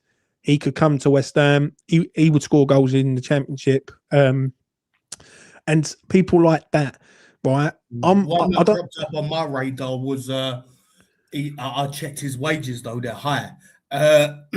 Chukwueze, who Fulham didn't take the option up on. So I was thinking maybe you could barter that price down, but it's still quite high. But yeah, I know what you mean. This is how I look at that squad, yeah. But if you were to put Kante and Magassa in front of a back 4 just to protect a back 4, yeah, and then when you put absolutely goal heavy front 4 in that starting 11. Maybe that would work, but I don't know, man. It's there's a lot. It's like you say, bro. It's that type of situation where you're so unsure of what happens in the transfer market, who gets offers, who doesn't, who Nuno can rely on, who Nuno can't rely on, what director of football comes in, and what kind of players they're going to look at. Are they going to look, like you say, proven championship players? Are they going to take a look at players across Europe? Are they going to take a look at players who are on the cusp of Premier League teams but haven't broken into it? It's without seeing that, you've got no idea what direction it's going to go in. So it's. I feel like you at the moment. I feel like we're just in the wilderness at the moment. We are a bit in that. I'm not going to lie. We are in a bit of limbo. We don't. Yeah, we don't know where we're going. Do you know what I'm saying? But we know where we're heading. Right, Damien, I'm going to let you go, mate. Take it easy. Kane, what are you saying, mate? Good evening, James. Can you hear me? Can hear you loud and clear. Take it away, mate. Can you hear me, James? Yes, perfect. I can. What are we talking about? HMS Pistol League next season, or are we talking about Antonio's comments or whatever? Right, I'll tell you what, right? Speaking to the mic, that's the first thing I'm going to say to you, right? When you speak, that'd be good. Right, let's talk about Antonio's comments. What do you make of them for you? Well, can you hear me? Because my headphones are on. So yeah, go ahead. Well, some of it you can agree with, can't you? So you can see it. Some of it, I think he's still a bit upset. You don't know exactly what happens when we deal with players, do you? I can't imagine we deal with them very well. So maybe the fact that when we clearly didn't want him to stay, we probably didn't do it amicably whatsoever. It is his opinion. He's very direct in what he says. Do you know what I mean? I think that's some of it. What he said about Moyes about his bereavement and coming to training, that's horrible to hear. That's really horrible to hear. But I don't know. I thought it was interesting. It's a very direct way of saying it. Maybe you can respect it or something. I think he's saying a lot, right? He's saying a lot at the wrong time, in my opinion. I think when we've just been relegated and the geezer comes in and says basically, you know, I wanted West Ham to go down, and then when West Ham was potentially going to go down, I changed my mind. That was a bit sore one. I agree with him hating Sullivan because me and him got something in common now. The Moyes thing, I think there's more to it than that. Right, I don't think a manager who's just arrived at West Ham, I might add, this is back in 2020, right, at the end of March was when Antonio's dad died. And I don't think Moyes is the sort of geezer just to tell him, no, you've got to be in training, right? And the club would have known Antonio's father would have passed, and then Sullivan would have known that. And all, I think it would have come from Sullivan, in my opinion, right? And Sullivan would have said, no, right, let him do it in the morning, and then fucking he can go in the afternoon. I don't think that's a Moyes thing. I just don't believe it, because Moyes is not that type of geezer. He's a fucking Christian man. Fuck's sake, right? I don't think he'd do that. So that's just me on that. Yeah, with the Antonio thing, I think he's trying to promote a book, and he's promoting it very, very well, in my opinion. Right, HMS Pistol League. What are you saying on this then, Kane? Do you think it's going to be all the way to the title, or are you saying not? What are you saying? To be fair, it's obviously hard to say when we have no idea who we're signing, who's actually going. But I do watch a lot of the Championship. It's rubbish. It is absolutely rubbish. I think we can easily get it right. It's not like when we went down last time, where the gap's a bit smaller. It's so easy to come up. I think we'll be absolutely fine. Whether we get first, I don't know. Wolves probably a bit more settled than us. But I'm not worried about that. I'd say I'm more concerned about afterwards. To say if we do go up, a lot of the teams that you would have thought would go down this season, like Leeds, Sunderland, and things like that, they're strengthening now. They're in the Premier League. So when we do go up, it's going to be an interesting one to see how we cope with it. Maybe I'm being a bit arrogant there, but nah, I completely agree with you. I completely agree. I'll be very shocked if Coventry, Hull, and who's the other one? Coventry, Hull, Ipswich. If all three of them teams go down, I won't be shocked at all. Do you know what I mean? I'll be very shocked if any of them teams stay up. I do agree with you. A lot of the other teams are going to strengthen, which is a problem, because when we do, if we do go up at the first time of asking, then we're going to have to invest, and we're going to have to pump money into it to try and bring players here to keep us in the league. Now, obviously, no one knows what the scenario is. Right, Kane, are you happy with Nuno? Right, and what do you expect from him next season for you? I'm extremely happy with Nuno. I think I've said it multiple times what I think the job entailed, and I think basically him, Disasi, and those two strikers up front stopped it from being a season that was going to be under 30 points. And I can't imagine many managers, if any, would get 42 points as what we needed to stay up last season, given the goal difference he inherited. I just couldn't see it happening. He made mistakes, but I think for a Championship, it's a fantastic manager. I mean, bloody hell, to have Nuno Espirito Santo as your manager of the Championship is ridiculous. Yeah. But it's obviously go up. There's not much praise to go up. But that's it. You just got to get promoted. We'll see what happens. Let me ask you this before I let you go. Jared Bowen, do you think he stays? And if he does go, who would you like to be the captain of West Ham for you, mate? Do I think he stays? I'm going to keep saying no, because I really don't want to get my hopes up with it. I do wonder if what do we offer him if he stays? I mean, he can stay for the love of his heart, but he's staying at a club that, he's seen it all before. we make wrong decisions constantly. Does he want to dedicate himself to that? I don't know. Hopefully stays. If he goes, depends if Suchek stays, I'll make him captain. We might buy a captain like we did with Nolan last time, because it's very clear to see we need to address leadership in that team anyway. Yeah, I sort of agree with you, mate. Right, Kane, I'll let you go, mate. You take it easy. That has been Kane. Right. Let's see what JS has got to say. JS, take it away, mate. James, how you doing, bro? All good, mate. Exponential anger. Is that you? It is. I had to. It was weird. I had to go to a different account to try to get in, but it is exponential anger. No worries, mate. What are you saying, mate, on current affairs at West Ham for you? I was trying to say in the chat, and while Damien was on, I agree with a lot of what Damien was saying. Damien talks so fast and says so many things. But I was agreeing with a lot of what he was saying. But my main point that I wanted to make while he was talking was that with the Kretinsky thing, man, there's a litmus test for me. We've got till the end of June to inject $90 million into this club that would alleviate a lot of our problems as far as having to sell players and bring players in. We are not a club that moves swiftly in the summer market, any market, but specifically before season's about to start. We don't get ready by the time we need to get ready, and we need to get ready quicker this season. Season starts in August. If we're worried about getting director of football in before we make any outgoings, ingoings, then that just puts more pressure on the clock. So if Kretinsky does not inject the 90 million that he is able to inject before the end of June, then that's my litmus test that he's not serious about changing anything. I think, yeah, I think you got a fair comment there. Do you know what I mean? Because like it will be the moment of truth, but surely stuff would have been said behind the scenes to say, you know what, he's going to have to do something because we need help. Like we need investment in the club.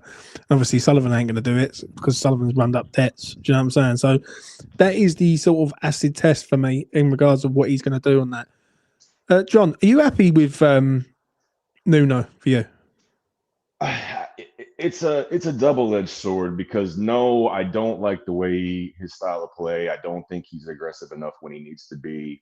I think he's always going to default to defense, respect the point in any situation. And then sometimes that's a good thing to do, but he proved several times near the end of this season that if he just would have had a little bit more about him, that we wouldn't be in this situation right now.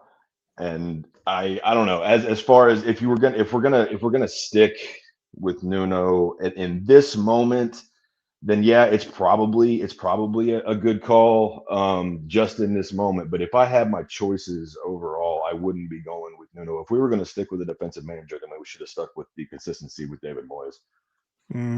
I understand what you're saying. I think with Nuno, it's like it's the best of a bad bunch, in my opinion.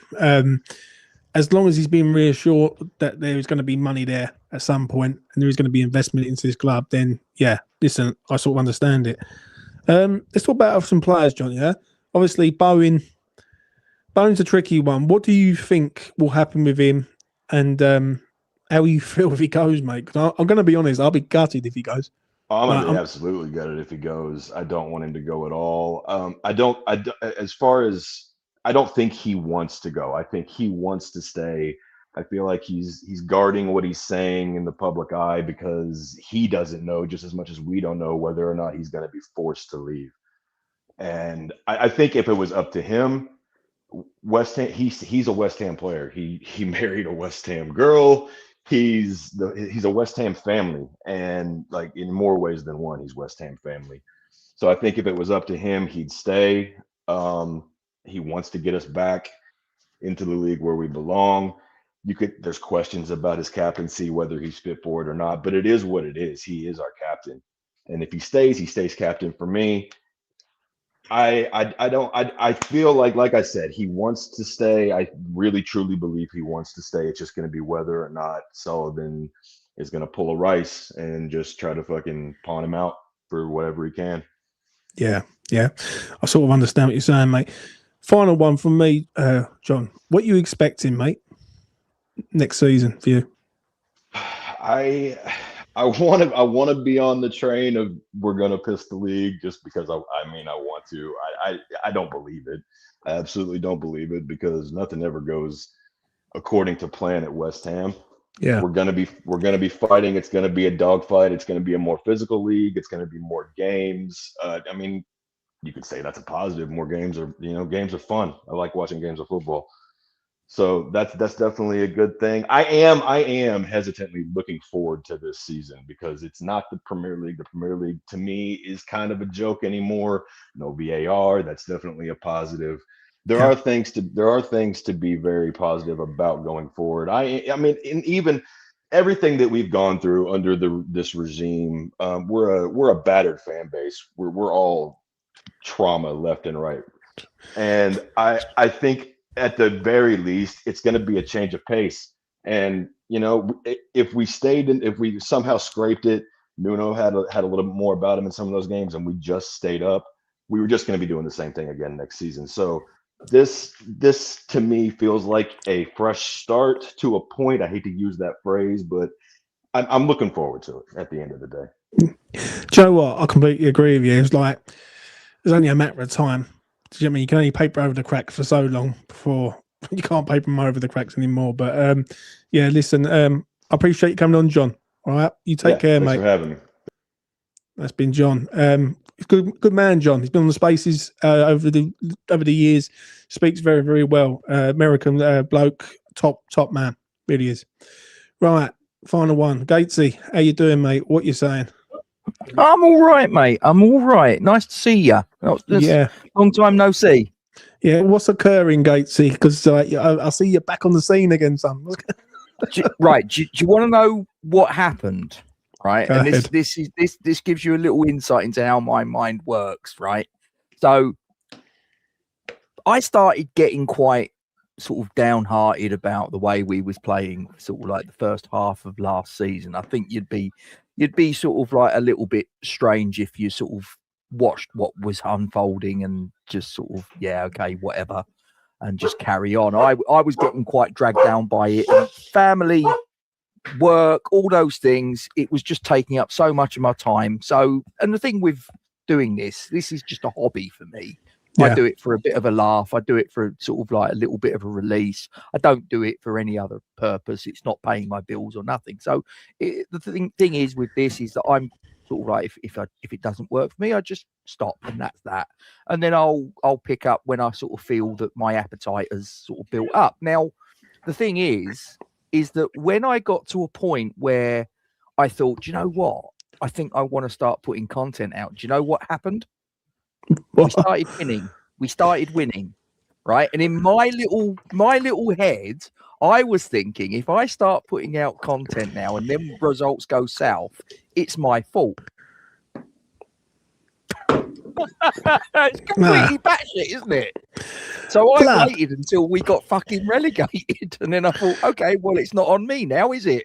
You could have saved us, Gatesy. You could have saved West Ham yourself.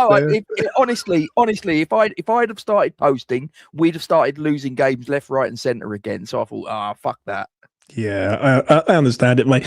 I must admit, sometimes you do need a release away from this game, because when you're in front of the camera, listen, I can relate to it, mate. I understand what you're saying. Right, there's a lot to talk about, Gatesy. I might as well get your thoughts on quite a lot. First things first, Nuno. What are you saying in regards of him, mate? Obviously, I haven't spoke to you for a while. He's been here. He's got us relegated. He's still here. How do you feel? I'm not sure. I understand the logic to it, because obviously he's got a history of championship football.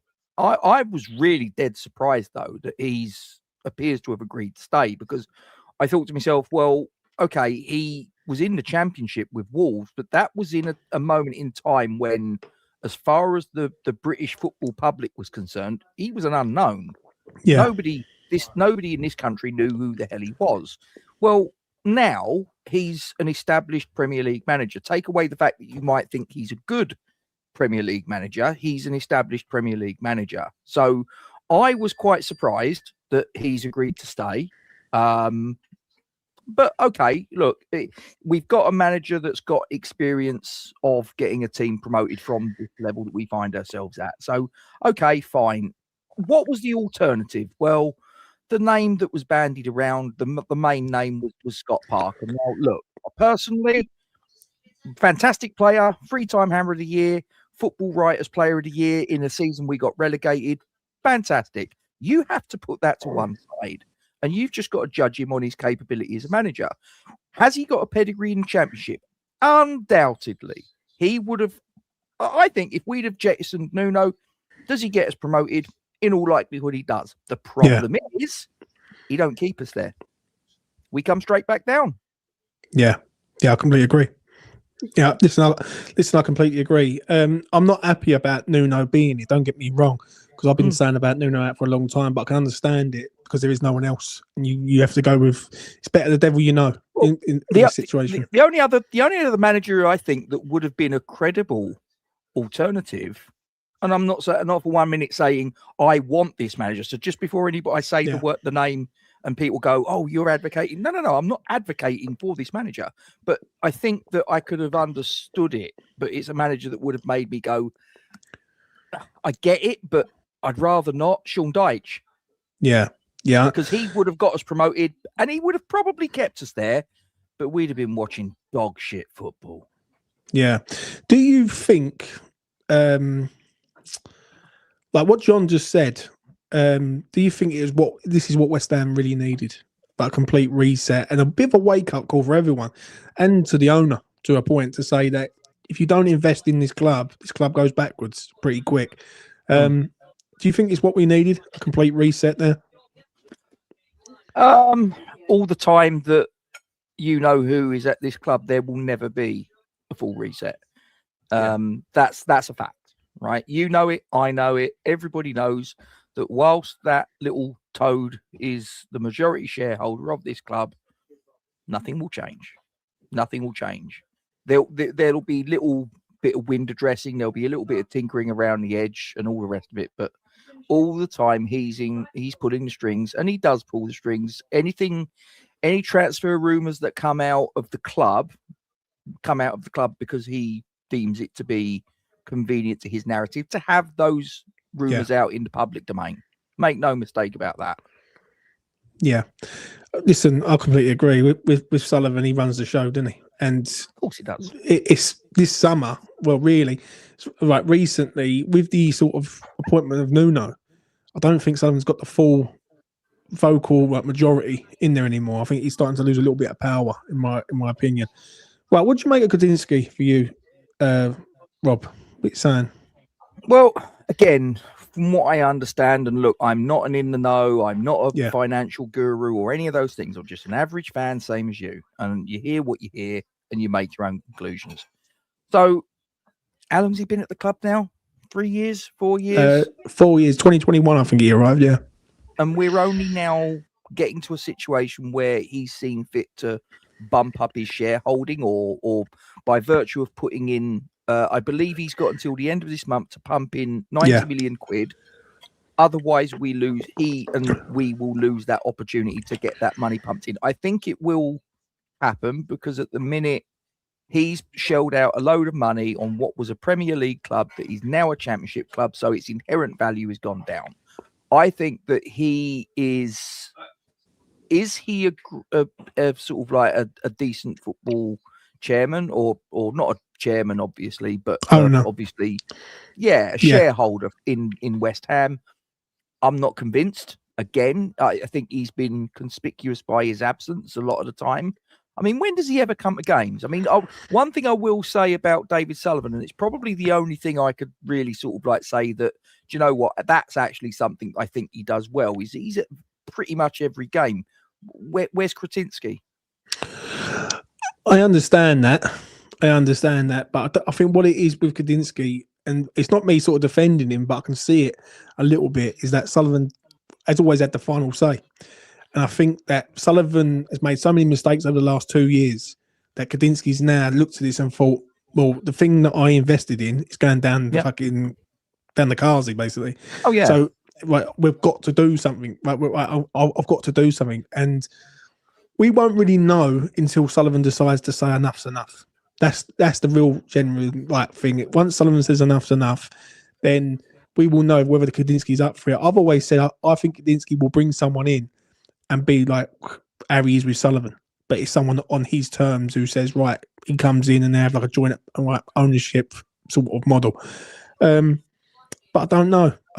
This is one thing I will say. I don't know about you, Rob, but this season I can't predict really how it's going to go. Like, it's the first time ever that I've looked at it and I thought it could go any number of ways, and it could go either incredibly good or fucking really, really bad very quick. What are you expecting for the new season, mate, for you? To use the line that Clubber Lang said in Rocky 3, pain. Yeah. That's what I'm expecting. It's an attritional league. It's 46 matches, Saturday, Tuesday, Saturday, Wednesday, on and on and on. We will have a target because we are the big fish.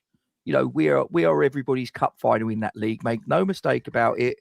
And the thing that concerns me, and I think we've said this in the past, James, you and I, is that what does West Ham in London Stadium look like in the second tier of English football? Now, I suspect that we will comfortably have the highest average attendances in that division. However, we will probably be playing in front of a 2/3 full stadium. Yeah. Now, with a 62,500 capacity, even in the Premier League, I've been in games where it's like, well, fuck me. There's more of an atmosphere in a local morgue. I know what you're saying. What's it going to be like in the Champ? I totally agree with you. Someone said that to me the other day, and I'm like, I just don't know. I think West Ham start winning games, then people go back, and people will go because West Ham are playing well. And they want to see West Ham play, basically. Yep. I think what it is with the argument to that is that if West Ham don't start fast, then do people just stay away altogether? Have people decided that relegation's enough for them and say, right, I'm not going to go back there until Sullivan's gone? Because you can hear that and all. You can hear that side. People have now witnessed the relegation with Sullivan, and that's hard to take. I do fully understand people that have stayed away or will stay away. I've got 4 season tickets at London Stadium. I have renewed because I'll be honest, right? I actually wrestled with it more in the previous summer than I did this summer, and it's really weird. I actually renewed pretty much instantaneously after relegation. Last season, I really did think long and hard about it, whether I did. And I can't put my finger on the reason why. Maybe it's because I was resigned to relegation a long time ago, and I've had a little bit of time to calibrate. And there was that little bit of hope that came in towards the end of the season. But really, I'd been resigned to relegation probably, I would say, if I'm being honest, do you remember the Leeds game away? Because I remember watching you on that day, after that game, and you was really emotional and all the rest of it. And I think you spoke for a lot of West Ham fans. And I remember watching you, and I was actually down in near Honiton in Devon with my daughter, because she was going, she went next to university next day. And I remember that game distinctly. And I think that was the moment I thought, we're fucked. And so I've had a long time to get my head around being a second tier team. So I think that's probably the reason why I just went, fuck it. I'm going to pay my money. And I think what it boils down to, James, for me, and I can only speak for me, and I know some people will say that doesn't work for me, and that's fine. Everybody's got to walk their own path. But for me, I think my love for West Ham United outweighs my, I don't want to use the word hatred, because I think it's difficult for me to conjure up hatred for someone I don't know personally. So let's just call it dislike, disdain, call it what you want. My love for West Ham United is greater than my dislike, my disdain, my disregard for David Sullivan. And that's why I go. I think a lot of people are like that. I've speak to a lot of people who say that, James, I will go because in spite of Sullivan. So I sort of get that argument. I'm of the opinion that I can't fund him. I just can't. I haven't done it in 10 years, and I won't do it because I don't believe that this man is running the club right by the people. And I'm pretty much for the people at the end of the day. This is why this channel is allowed to come on this channel, because it's for the people, it ain't for fucking me. So I understand it. I just feel like there's got to be an element of structure and balance in West Ham. I think West Ham have to go backwards 2 steps or 2 or 3 steps to go 5 steps forward.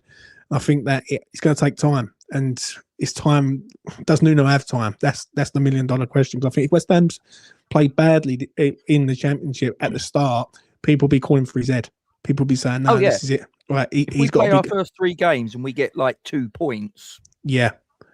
Good luck. He's going to be in the firing line. Before you go, Rob, what do you make of Michail Antonio? He's been here, there, and everywhere. He's been promoting his book. He's been saying a lot. Yeah. How do you feel about him in regards to what he's been said? Look, he's entitled to say what he wants, I guess. There's been a lot of comments I've read and heard, and context is always key, because you can hear a comment and you could take that comment out of the context in which it was meant. But I'll be perfectly honest with you, there's a lot of it that I've sort of caught, and even just sort of like looking at that sentence in isolations that he's attributed to, I just sit there and I'm going, fucking hell, Mick, just shut up. Yeah.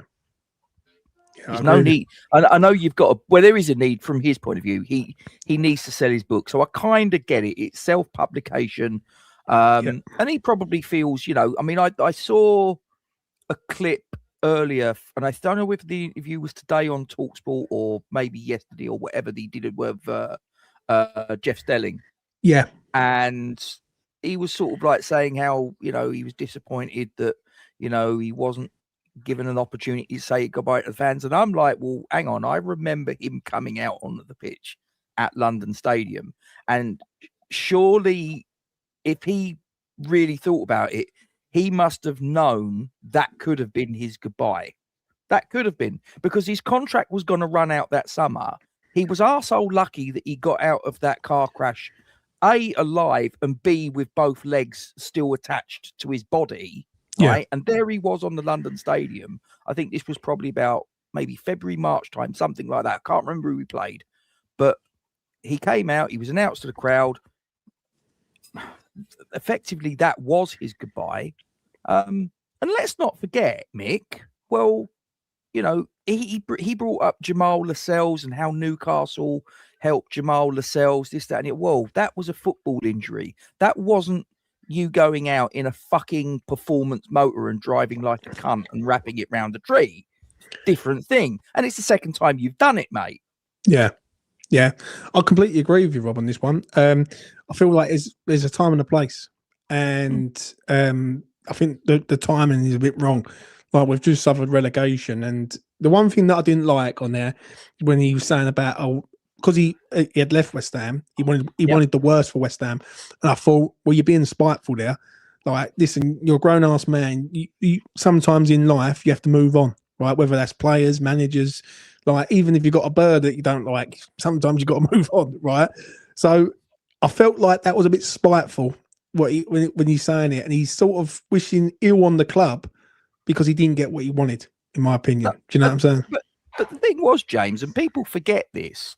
His contract ended. He's one that smacked. I mean, look, he didn't intend to. I get it. It was an accident, but it was nobody. It was nobody at the club that caused that accident to happen. Your contract was up. Your age was against you anyway. Your performances were diminishing. That's fact. Even before the injury, because he never kicked a ball for us after the injury. Well, he did, but that's the thing. People forget. The contract ended.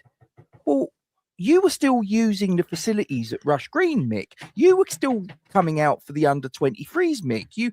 And you didn't make the grade at that level. And by the way, not only did you move away from West Ham. Correct me if I'm wrong, James. My recollection is that he went to Brentford. They didn't take him on either. I think he went to Leicester. They didn't take him on. He ends up going to some fucking league in the sort of like desert, whatever. I think he's played maybe half a dozen games for them. And I think they fucked him off as well. So it's like, mate, you're done. I'm sorry, but you're done. It's over. Yeah, completely agree. Completely agree. Listen, I will always appreciate what he done for West Ham, but I don't appreciate this right now.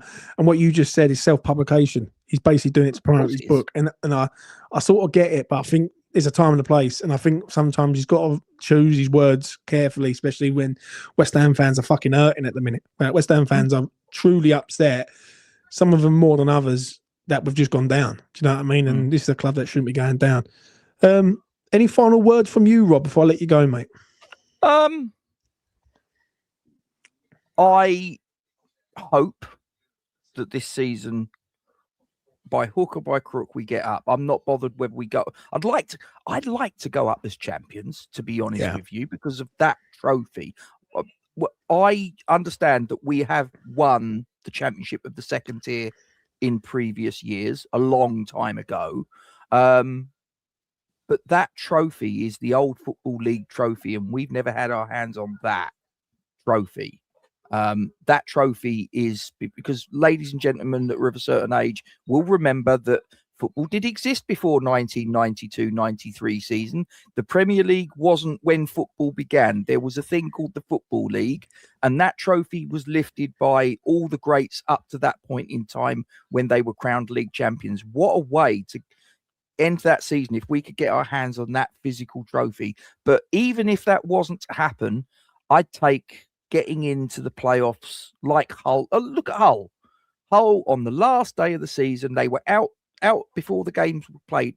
They were out of those 4 positions, and they then got in on the last day, and they got to Wembley, and now they're a Premier League club. Although, as I understand it, and I only found this out yesterday, James, the playoff system's changed, and it's now 6 teams, 8 teams. It's top 8, isn't it? Now two automatic, and then the rest. It goes down to the top 8, where it used to be top 6, and it used to be like basically 2 semi-finals and a final. Now there's a bit of a quarterfinal. We don't get top 8, mate. We fucking don't deserve it. It's as simple as that. If we can't get in the top fucking 8, and I know we're going to get raided for players, this, that, and the other, but we will retain an element of a squad, and we will do some business, and we will go again. And if we can't get in the top 8, then fuck me, something's badly wrong.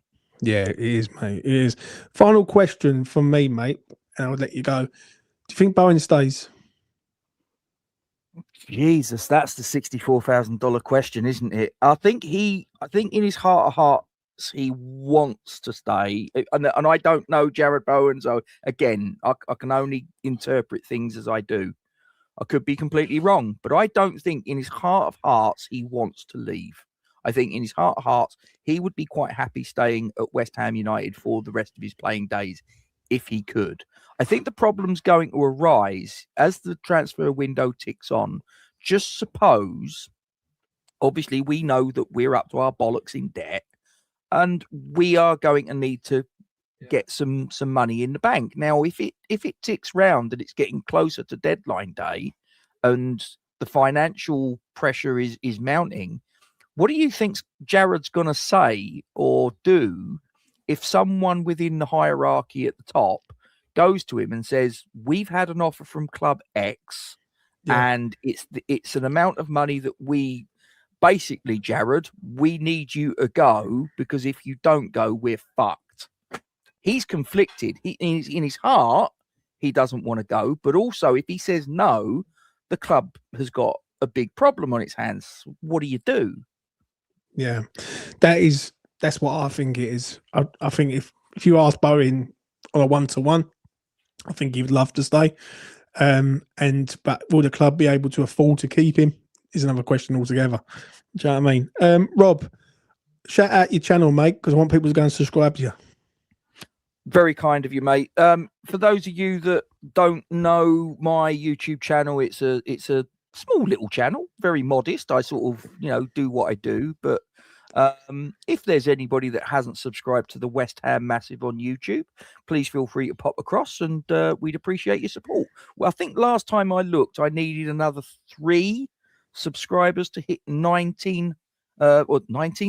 That's 1,900 subscribers. So if there's 3 of you out there watching this that haven't subscribed to the West Ham Massive, if you could pop across and click subscribe, that would be huge. Yeah, listen, go over and subscribe to Rob's channel. I've known Rob a good few years doing this game, and he's a good geezer.